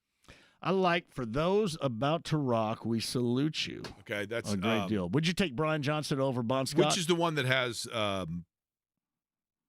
Jimmy gosh thinks they darn it. play for the Premier League. They just got relegated It's a last year, long- right? It's a long Hey, way. Help me out Brian here. Johnson plays It's for a long Tottenham. way from What's the it? top. Help me It's out. a long way from the top if you want to rock. Yeah, Yeah, that's what Jack Black played in. that probably is School of my Rock. that or Money Talks. One of those. two. Yeah. No, they have. I like Shoot to Thrill too from Back in Black's Yeah. a good song. Yeah. Cool. Yep. All right, J&B's up next, and we'll be with you until 6. We will be back with you at noon tomorrow. Thanks for listening to Query and Company.